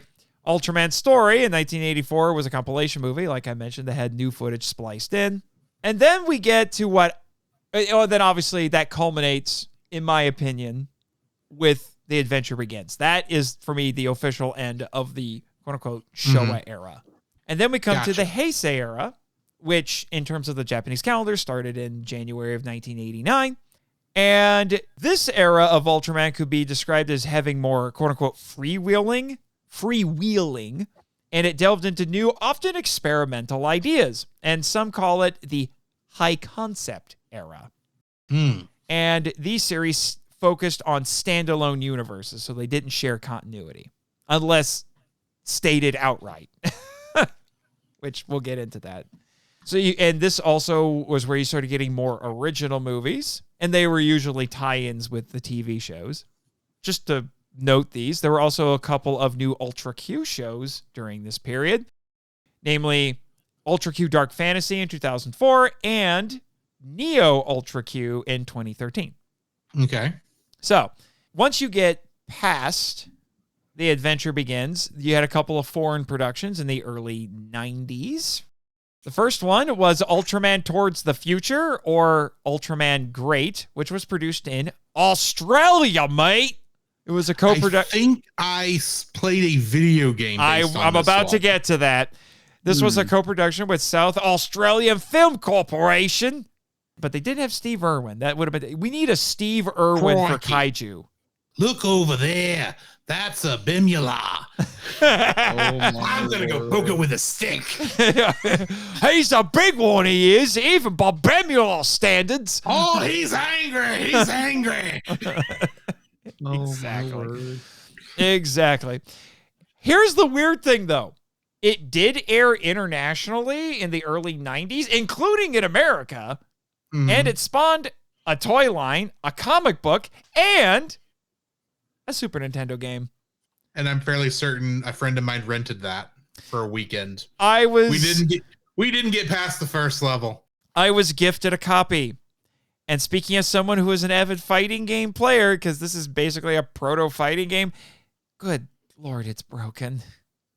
Anyway, I'm not going to rant about that because that game is weird and you have to play by its rules and nothing but its rules. And its rules are kind of stupid. But that's a discussion for another day. It was the first Ultraman series to have a costume made of spandex and not rubber. In fact, I think a lot of Ultra suits were modified wetsuits. If I remember correctly. That doesn't surprise me. No, it doesn't. Yeah. And I have met the star of this show, Dore Kraus, at a convention. Hopefully I can get in touch with him again because I would love to interview him. But it's a weird little show. It's 13 episodes. First half is definitely better than the second. But it's an interesting little show. I like it. And then you had the second American Ultraman production, Ultraman the Ultimate Hero, or Ultraman Powered. It was a co-production with, I think this studio was created just to make the show, and then it died after this show, but it was called Major Havoc Entertainment. was filmed in America, had a predominantly American cast, and was intended for an American audience. But guess what? No Americans watched it. It never aired in America. That's why I don't remember it. Well, there's a reason for that. This was 1993. Yeah. Something It else kinda came got onto the lost in- scene, and even if they kinda- did air this show in America, it would have gotten eaten by Power Rangers. That is Very much so, probably. Because that was a phenomenon and a juggernaut. It's crazy. But to get into this, because I have a soft spot for the show. It's got some glaring issues, but I have a weird soft spot for this show. It's basically a remake of Ultraman 1966. Here's the problem. The suits look amazing. Like, there was some great talent behind this. I think Keita Memia was involved in this one, as well as, if I remember correctly. No, was it Keita Memia? No, it wasn't Keita. Now I'm questioning if it was Keita Memia. I think it was Keita Memia and Shinji Iguchi were involved with this. So the suits look great. The problem was that the filmmakers thought they were kind of fragile, so they were really ginger with the suits, and because of that, the action scenes suffered. I do think they got a little bit better as they went. They just started just doing less physical fights and focused more on energy attacks and things like that. But Yeah. the action scenes are not on par with what you usually expect from the Ultra series. But interestingly, the star of this is a guy named Kane Kosugi, who actually is bilingual. He knows both English and Japanese fluently, I might add. And this man has done the hat trick, the tokusatsu hat trick, because he was an Ultra host in this show. He was also the Black Kaku Ranger in Kaku Ranger. I mean, and so he's been in Super Sentai, and he played a Kamen Rider in I forget which one, but he was in a Kamen Rider show as a Kamen Rider, and the cherry on top, he was one of the stars of Godzilla Final Wars. Nice. So there you go. He's done the hat trick. Very few people can claim that. And then from 1994 to 2002, you had what was called Heisei Ultra 7, which was a direct-to-video sequel series. The Kamen Rider he played was Kamen Rider Daimon. Daimon, okay. There was also at this time a duology of movies called Ultraman Zerth in 1995, 1997. You want to hear more about those? Listen to the next Ultra Journey episode. Fair enough. All right, and then we come to the TDG trilogy, or the Tiga Dyna Gaia trilogy from 1996 to it's 2000 because of the movie, but which started with Ultraman Tiga in 1996, which was the 30th anniversary. This relaunched the franchise after a 15-year hiatus in Japan. It changed the origin of the Ultras, saying they were members of an ancient civilization, not aliens. And some humans have traces of their DNA from their ancestors, which allows the Ultras to bond with them. Tiga is also the first Ultra to have alternate forms and more colors besides red and silver, because he also has blue and purple, which was great for merchandising. Yeah. Alt modes, great for merchandising. As Sentai and Kamen Rider would take advantage of much later. We'll get to that. Tiga, the series, was incredibly popular, and after Fox lost Power Rangers, 4Kids poorly dubbed the series in 2003 to air on the Fox box. But only half of it aired. Oh, Foxbox. More like, how you disappointed everybody. More like, 4Kids. Yeah, we weren't going to go there. Oh, my gosh. We also don't have enough time to talk about how the talent agency the Supro used to make this show screwed them over so bad they couldn't release this show or rerun it for years until they unravel all that. But Johnny's, curse you, Johnny's, that will be a future Toku topic as well. So I'll spare you all that. We're going to be talking about the finale movie for Tiga, the Final Odyssey, later this season. That's when I'll get into it, because it's a whole to do. Right. It is a whole to do, and it's still affecting the show to this day. All right, then 1997, we had Ultraman Dyna, which was a sequel to Tiga. So this is one of the only times we had a direct sequel. And then Ultraman Gaia in 1998 was a standalone entry. However, the Ultra in that did cross over with both Tiga and Dyna in movies.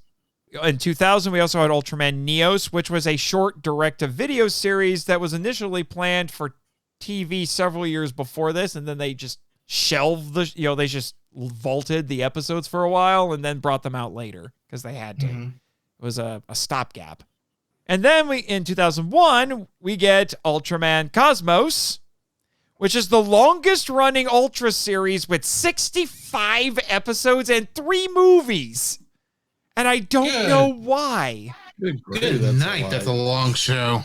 This baffles me. Like, it's not a terrible show, but it's definitely not my favorite. It's weird. And one of the reasons it's weird is we have a pacifist Ultraman who doesn't like killing monsters. Well, if they're all like Emmy, I can understand. No, they're not. That's the problem.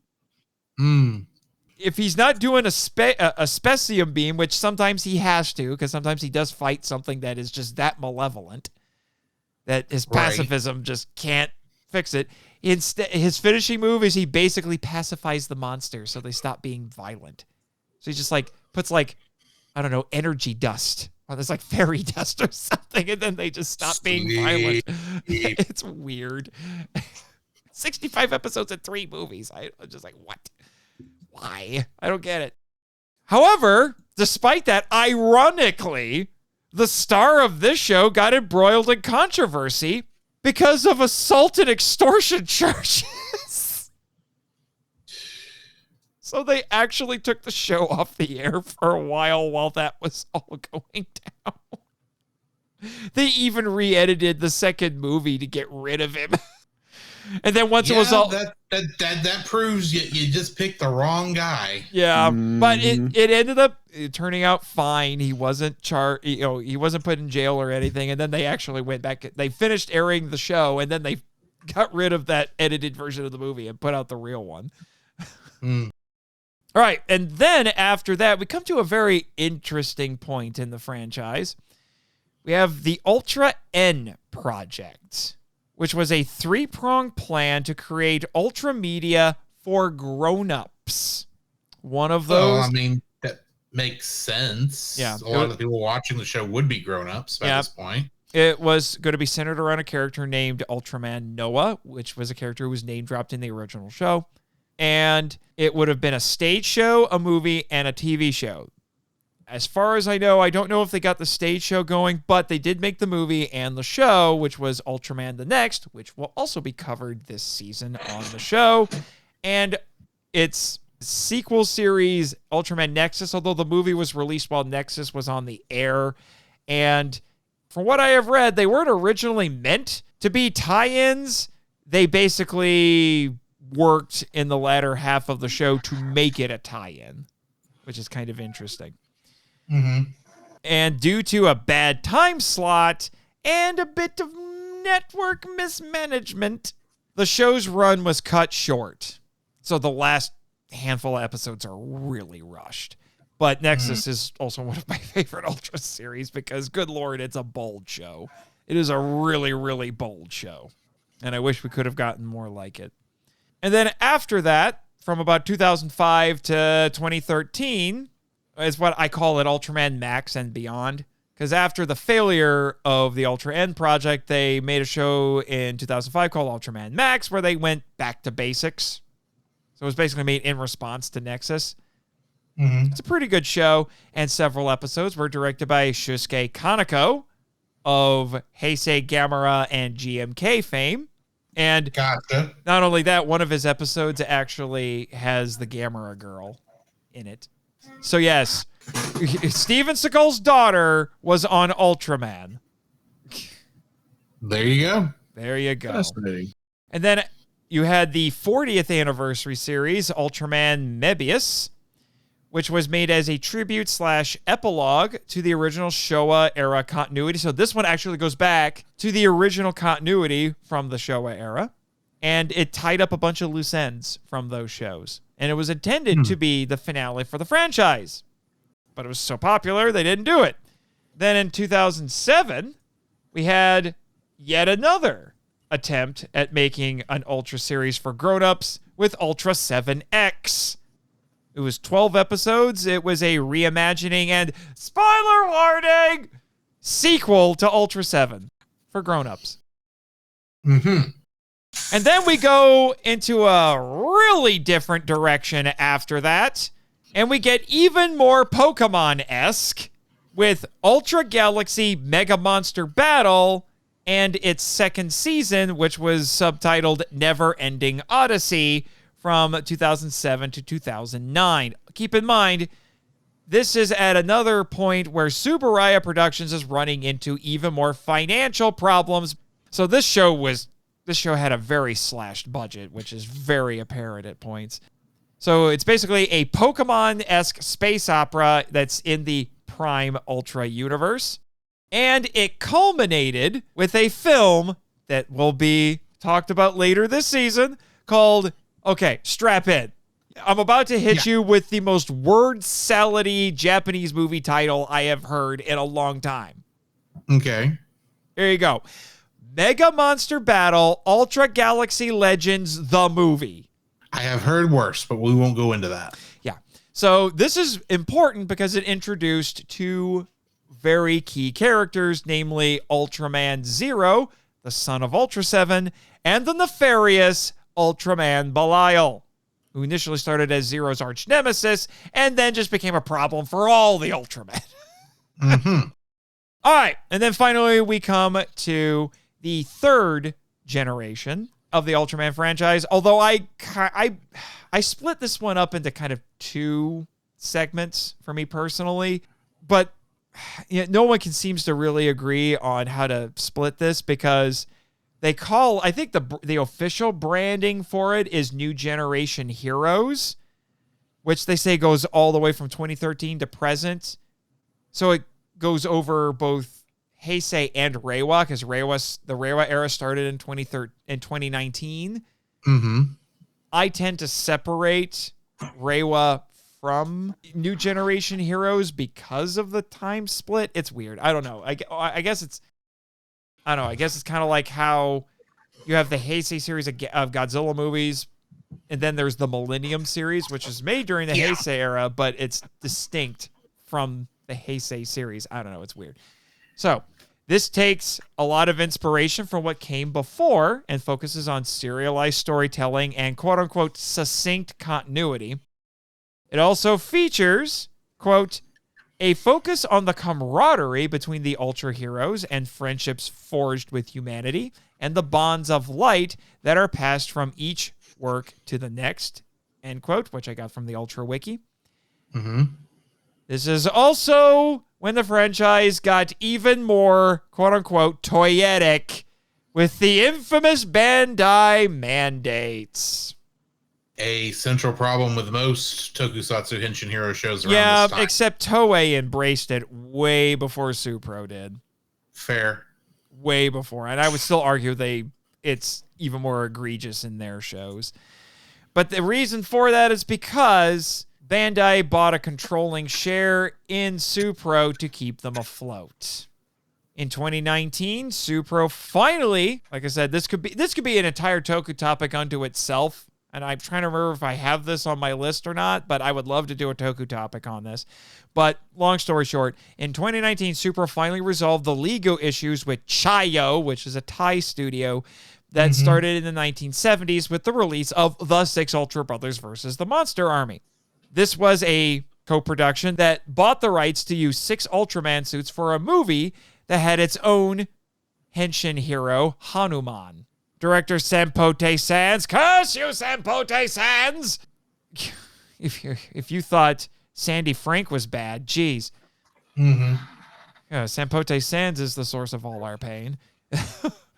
He used this movie to claim in 1996 that he owned the international rights to the pre-1974 Ultra series. And then that just led to a long series of lawsuits and countersuits between both Chayo and Supro for decades. Mm-hmm. And then finally, that was resolved in 2019, And the ink wasn't even dry on the Supreme Court decision on this before they announced that Mill Creek was going to release the franchise on Blu-ray. And those were the ones I bought. Yep. So, for me personally, New Gen Heroes goes from 2013 to 2019, because 2019, like I said, is the start of the Reiwa era. Right. Admittedly, this is the era I'm least familiar with because I haven't seen all the shows from this one, particularly the early ones. So it launched with Ultraman Ginga and its second season, Ultraman Ginga S. So it's 2013-2014. It follows a new Ultra who has to find the other Ultra heroes who have been turned into Spark Dolls, aka Bandai figures. So you know how they did you know how they had the Ranger keys in Megaforce? Mm-hmm. It's basically the same thing. Ginga S also started the tradition of launching the series in July to coincide with Ultraman Day, and with a follow-up movie the following spring. Ginga is also noteworthy for being one of the I think not the first, but it's one of the rare Ultra series that doesn't have a Science Patrol. Ah. Now he gets one in Ginga S, but in the first season he didn't have a Science Patrol. Although Nexus kind of did that too, but it was more like the Ultra host was just not a member of the team. Mm-hmm. Then in 2015, we had Ultraman X, which was the first Ultra series to be simulcast. In this case, it was on Crunchyroll, and it had English subtitles. Nice. 2016, Ultraman Orb, which was the first series to be simulcast on YouTube with English subs. And then we had Ultraman G'd in 2017, which was about the son of Ultraman Belial.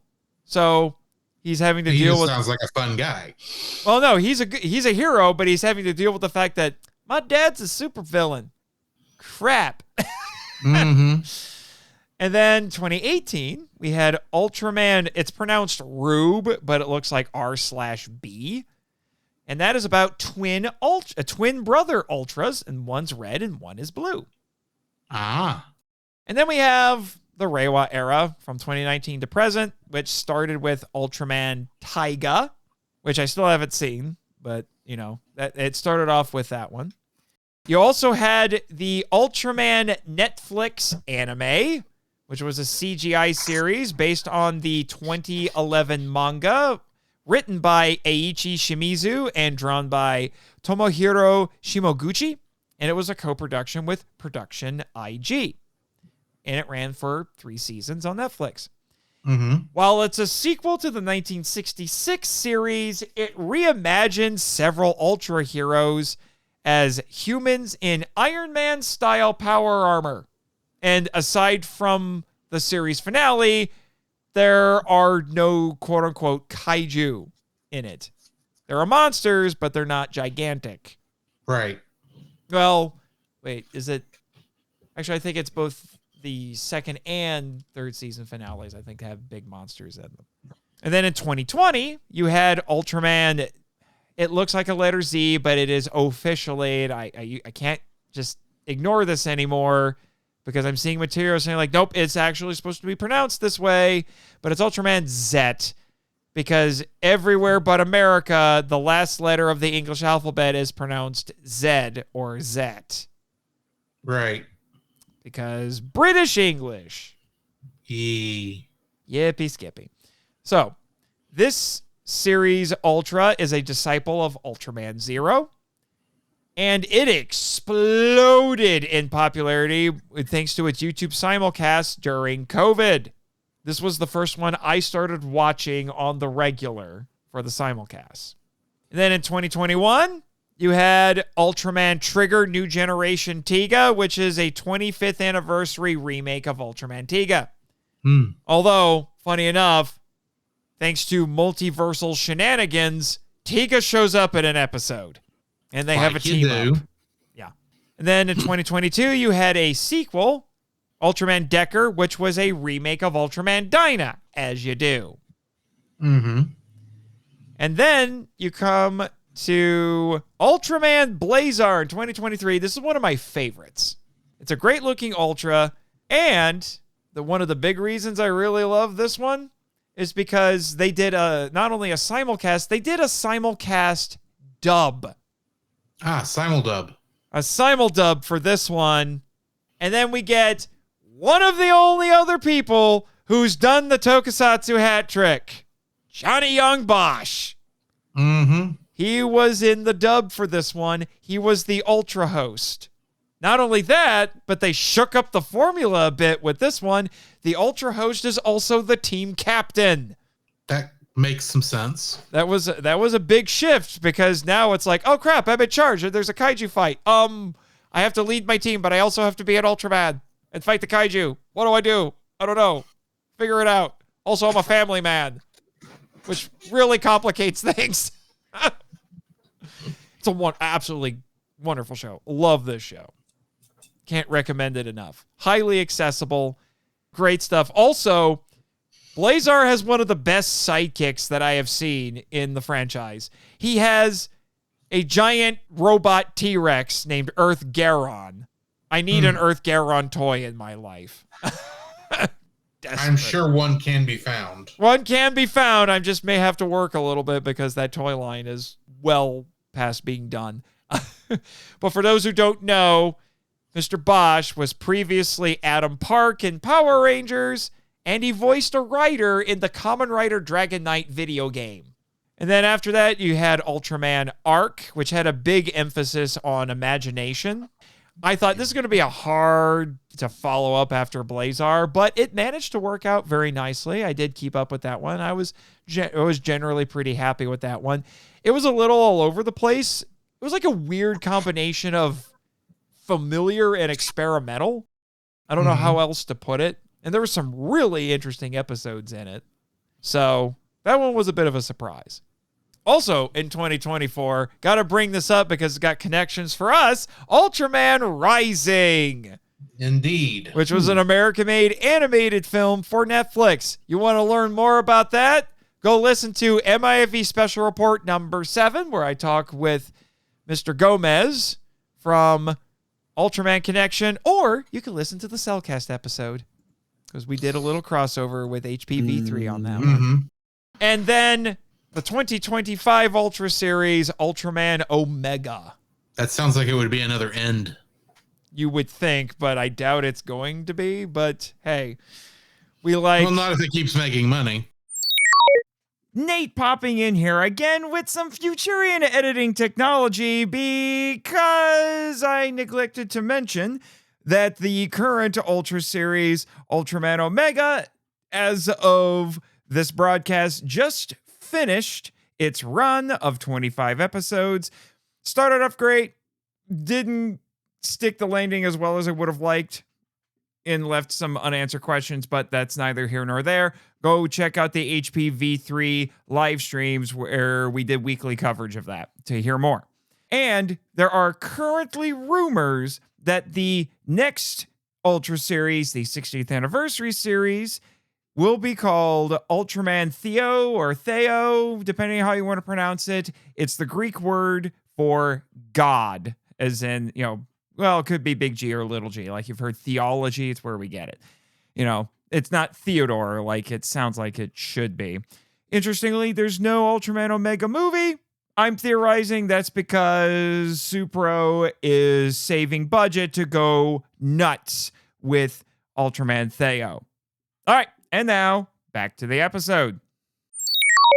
Yeah, but hey, we like Ultra Series. I should say, we like Ultramen with Greek letters for names around here.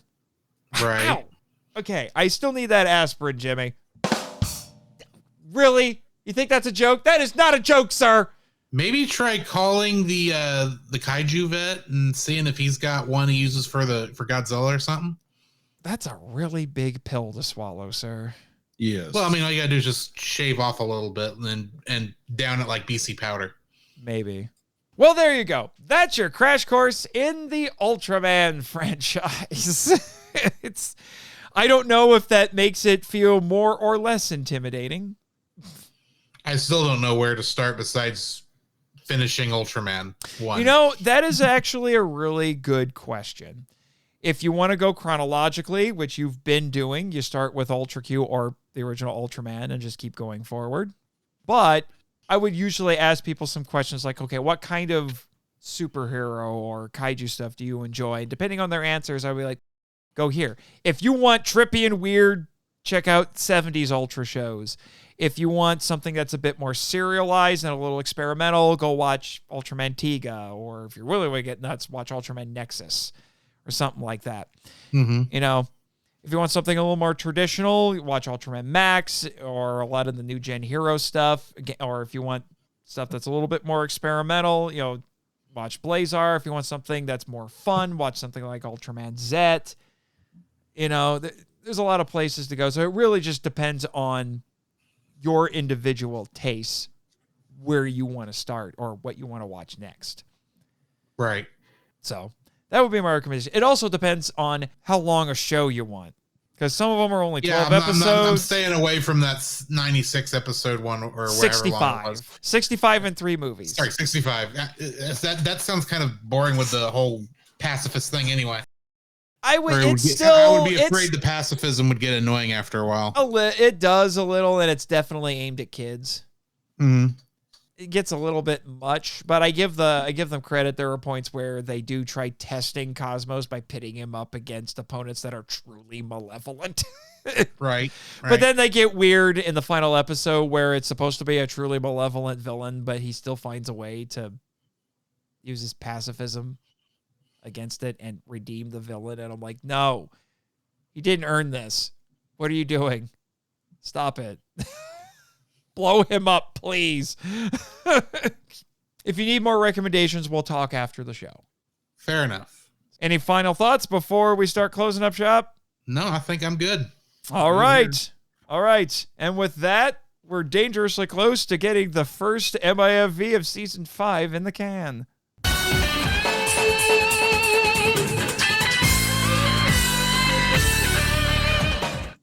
All righty.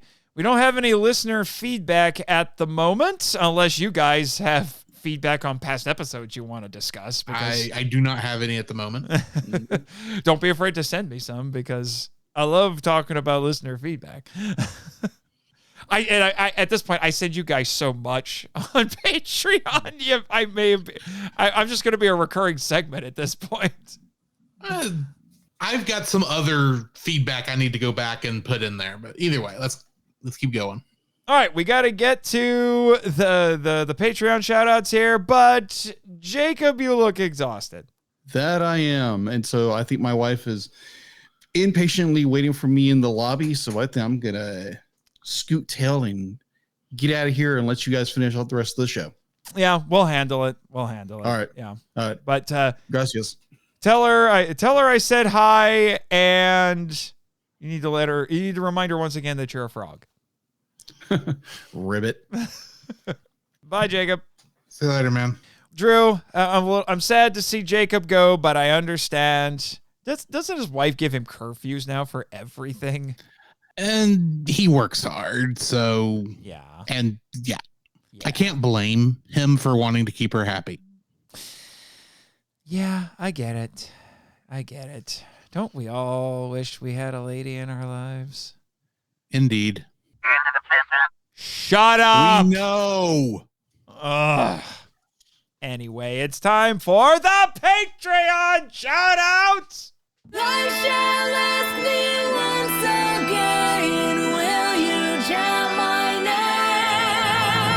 A cue that's more appropriate than ever because that's from the theme song of Ultraman Z. Anyway. So, starting with our day pass tourists, we have Eli Harris! Bex and Tim from Redeemed Otaku! Eric Anderson of Nerd Chapel! Winja the Ninja. Our mutual patron, Edwin Gonzalez! Jonathan Corright! Leon Campbell! Michael Watson! Eric Pearl! The Cel Cast! I know those guys. I think I do too. Huh. And then at our weekend pass tourist level, we have Matt Wallace! Walsh, but not that Matt Walsh. And then starting at the VIP Pass Tourist, we have Daniel Domena.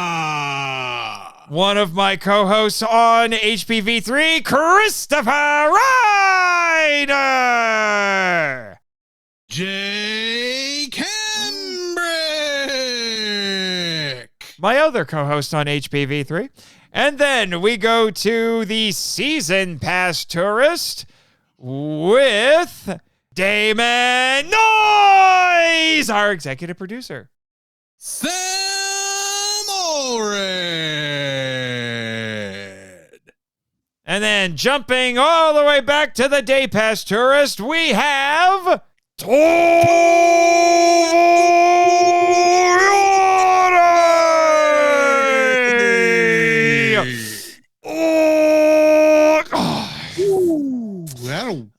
That'll give you a little bit of energy to finish out the show. Oh, yeah. Whew, I feel like my color timer is going to start blinking or something. Oh, wait, what was that? Sorry. Ultraman analogies. Tired, I think you're getting there. You're starting to confuse yourself with the show. Yeah. The Ultraman analogies, man. Okay. That's all it is. That's all it is. Ow! Again, I need that aspirin, and I need it pronto, Jimmy. Stop it with the jokes. Jeez. You're not funny today. Not funny. All right. I'm sorry.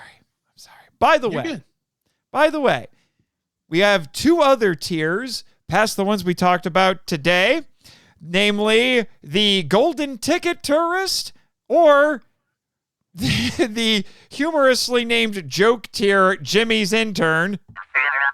Yes, I know someone actually took you up on that offer. You did have one intern for a while. Thankfully, he survived the show.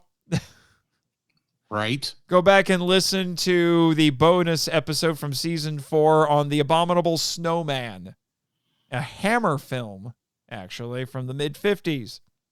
Nice. That was an interesting movie. That was Matt Walsh, but not that Matt Walsh. But you too, Kaiju Lovers, can get perks like this and other such things as bonus audio and early access by joining MIFV Max on Patreon for as little as $3 a month. Alrighty. And with that out of the way, we can talk about the next couple of episodes. We got a new season going, Drew. We got exciting times ahead of us here. Namely, indeed, our first Godzilla Redux of season 5, which is actually an ending. Because we will be talking about the end of the Showa series of Godzilla films with not one, but two, quote-unquote, gatekeepers. Terror of Mechagodzilla, which was my first ever G film, with Jack G-Man Hudgens and Elijah Kaiju Conversation Thomas. Mm-hmm. I still need to watch that film myself. Oh, it's so just good. For my own entertainment. So good. So good. I can't say that enough. It's one of my favorites. There's just so little time to watch everything you want to watch in a day. I know. Don't remind me. Sometimes I feel like I keep the show going just to have excuses to scratch stuff off of my list. Fair. All right. And then the Ultra Journey continues, as I mentioned briefly earlier, with a parody duology, because that's what Ultraman Earth is. It is Subaraya parodying itself. And it will feature the return of my friend Nick Hayden to the podcast, who has not been here since the Mighty Joe Young episode from season 3. That has been a bit. It's been a minute. And I can't wait to have him on again. As soon as I watched Ultraman Earth, my first thought was, Nick will like these. So I'm hoping he does. I'm hoping my prediction is correct. We will find out in a couple of episodes.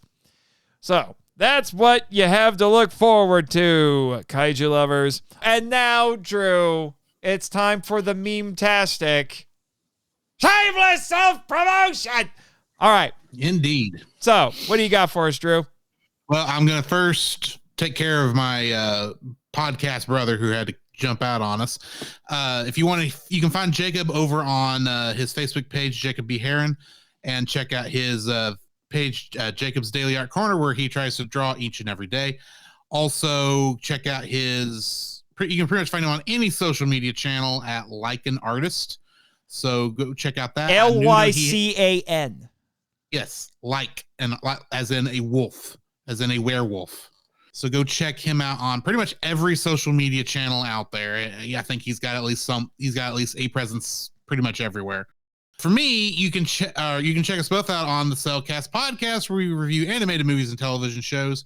On Tuesday nights, you can follow my game streams where I'm playing different games. So yeah, that's pretty much all my shameless self-promotion. All right. Well, if you would like to get a hold of us to send us feedback to be heard on the show, first off, listen to the credits, because you should always listen to the credits to get the contact info. But you should always listen to the credits. Yes. But the best way to, but really the best ways to do it is to either email us at monsterislandphonefall@gmail.com or leave us comments on the YouTube versions of the episodes. Beyond that, obviously join Patreon if you so desire, and check out the other show that I've name dropped several times throughout today's episode, Henshin Power V3, where three friends have 3 minutes to talk about tokusatsu. Available wherever you get your podcasts. And if you're a fan of Ultraman, definitely check that out. There will be plenty of Ultraman TV coverage on it. Also, I suspect you'll be mentioning Henshin Power V3 a lot over the next season. My co-host may be showing up for one of the episodes. Fair. And then also, I'm a writer as well as a podcaster and a scholar. So check out my author website, nathanjsmarchand.com, where you can get more information on my kaiju books, such as Destroyer, which I co-wrote with Natasha Hayden and Timothy Deal, as well as the Rondo-nominated book of essays that I contributed to, Giant Bug Cinema. I was stuck writing about Monster from Green Hell because I got on the project late and no one else wanted it. Sometimes that's just how the cookie crumbles. Yep. Although I suppose there are worse things than giant wasps in Africa in the 1950s. Yes. I'm also a contributing writer to Kaiju United, so go check out that on there. I do a lot of book and comic reviews on there, although I had a very popular article on a Ray Harryhausen exhibit in Michigan. So go check that one out. That was a bit of a co-production between me and Nick Adam of the Monster Report. Nice. No, not your spirit animal, Jimmy. Jeez. No S. Nick Adam, not Nick Adams. Still, what are the chances? Indeed. All right. And also, go check out the audio dramas produced by Scyther Inc. Productions. You can hear me as my former roommate, Rito, on Power Rangers, the audio drama. I learned from experience, what can I say? As well as, of all people, Deadpool on X-Men, the audio drama, although so far I've only been a post-credit gag, but I apparently got crazy popular for a post-credit gag. Go figure. Like Deadpool does. Like Deadpool does. And then I'm Johnny Storm, baby, on the Avengers, the audio drama, whenever they cross over with the Fantastic Four. Although, at my suggestion, Mitch McFarland, not McFarlane, just for clarification, the showrunner on there, at my suggestion, he has been doing some Fantastic Four one-off specials. Because, of course, I suggested that, because I need more Johnny Storm in my life. All right, that's basically everything. Thank you, Drew, once again for kicking off Season 5 with me. Let Jacob know that, too, once you catch up with him and the wife. Yes. And like I said, you guys are going to be bookending the season. And it was great not only launching Season 5 with you, but also launching our induction into Culture Box with you guys. Indeed. It only makes sense. Glad to have you on board.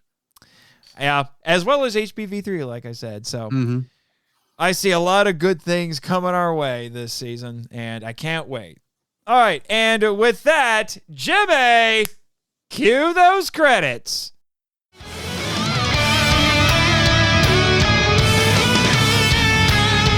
Thank you for listening to the Monster Island Film Vault, a podcast produced and hosted by Nate Marchand. Our executive producer is Damon Noyes. If you want to be heard on the show, we'd love to hear from you. So, email us at monsterislandfilmvault@gmail.com or leave comments on YouTube or Spotify. Check the show notes and monsterislandfilmvault.com for Linktree links to all of our socials, including our Facebook group and Discord server, The Markolite Lounge. Be sure to follow Jimmy from NASA and our other colorful characters on X/Twitter. Our logo was created by Rebecca Hudgens. Follow her on X/Twitter and Instagram at super_R_illustrations. Sound effects sourced from freesound.org and created by JP Gant. Our theme song is Wanderer on the Offensive, live edit by B33J, Sarax, Juan Madrano, and Nonsensical Lexus, which is a remix of Counterattack and The Open Way by Koatani from Shadow of the Colossus. Our music includes Ultraman Rap, Artist Unknown, and Chant My Name, a cover by Second Archive of the song by Masaki Endo, with additional tracks from the 4Kids dub of Ultraman Tiga. All film and audio clips belong to their respective copyright holders, and no infringement is intended or implied. Visit our TeePublic store, the Monster Island Gift Shop, to purchase official MIFV merch. Please rate and review us on Apple Podcasts, Spotify, and or Podchaser to spread the word about the show. You can even support us by joining MIFV Max on Patreon. MIFV is a Moonlighting Ninjas media production and a proud member of Pod Nation and the Culture Box Network. Sayonara!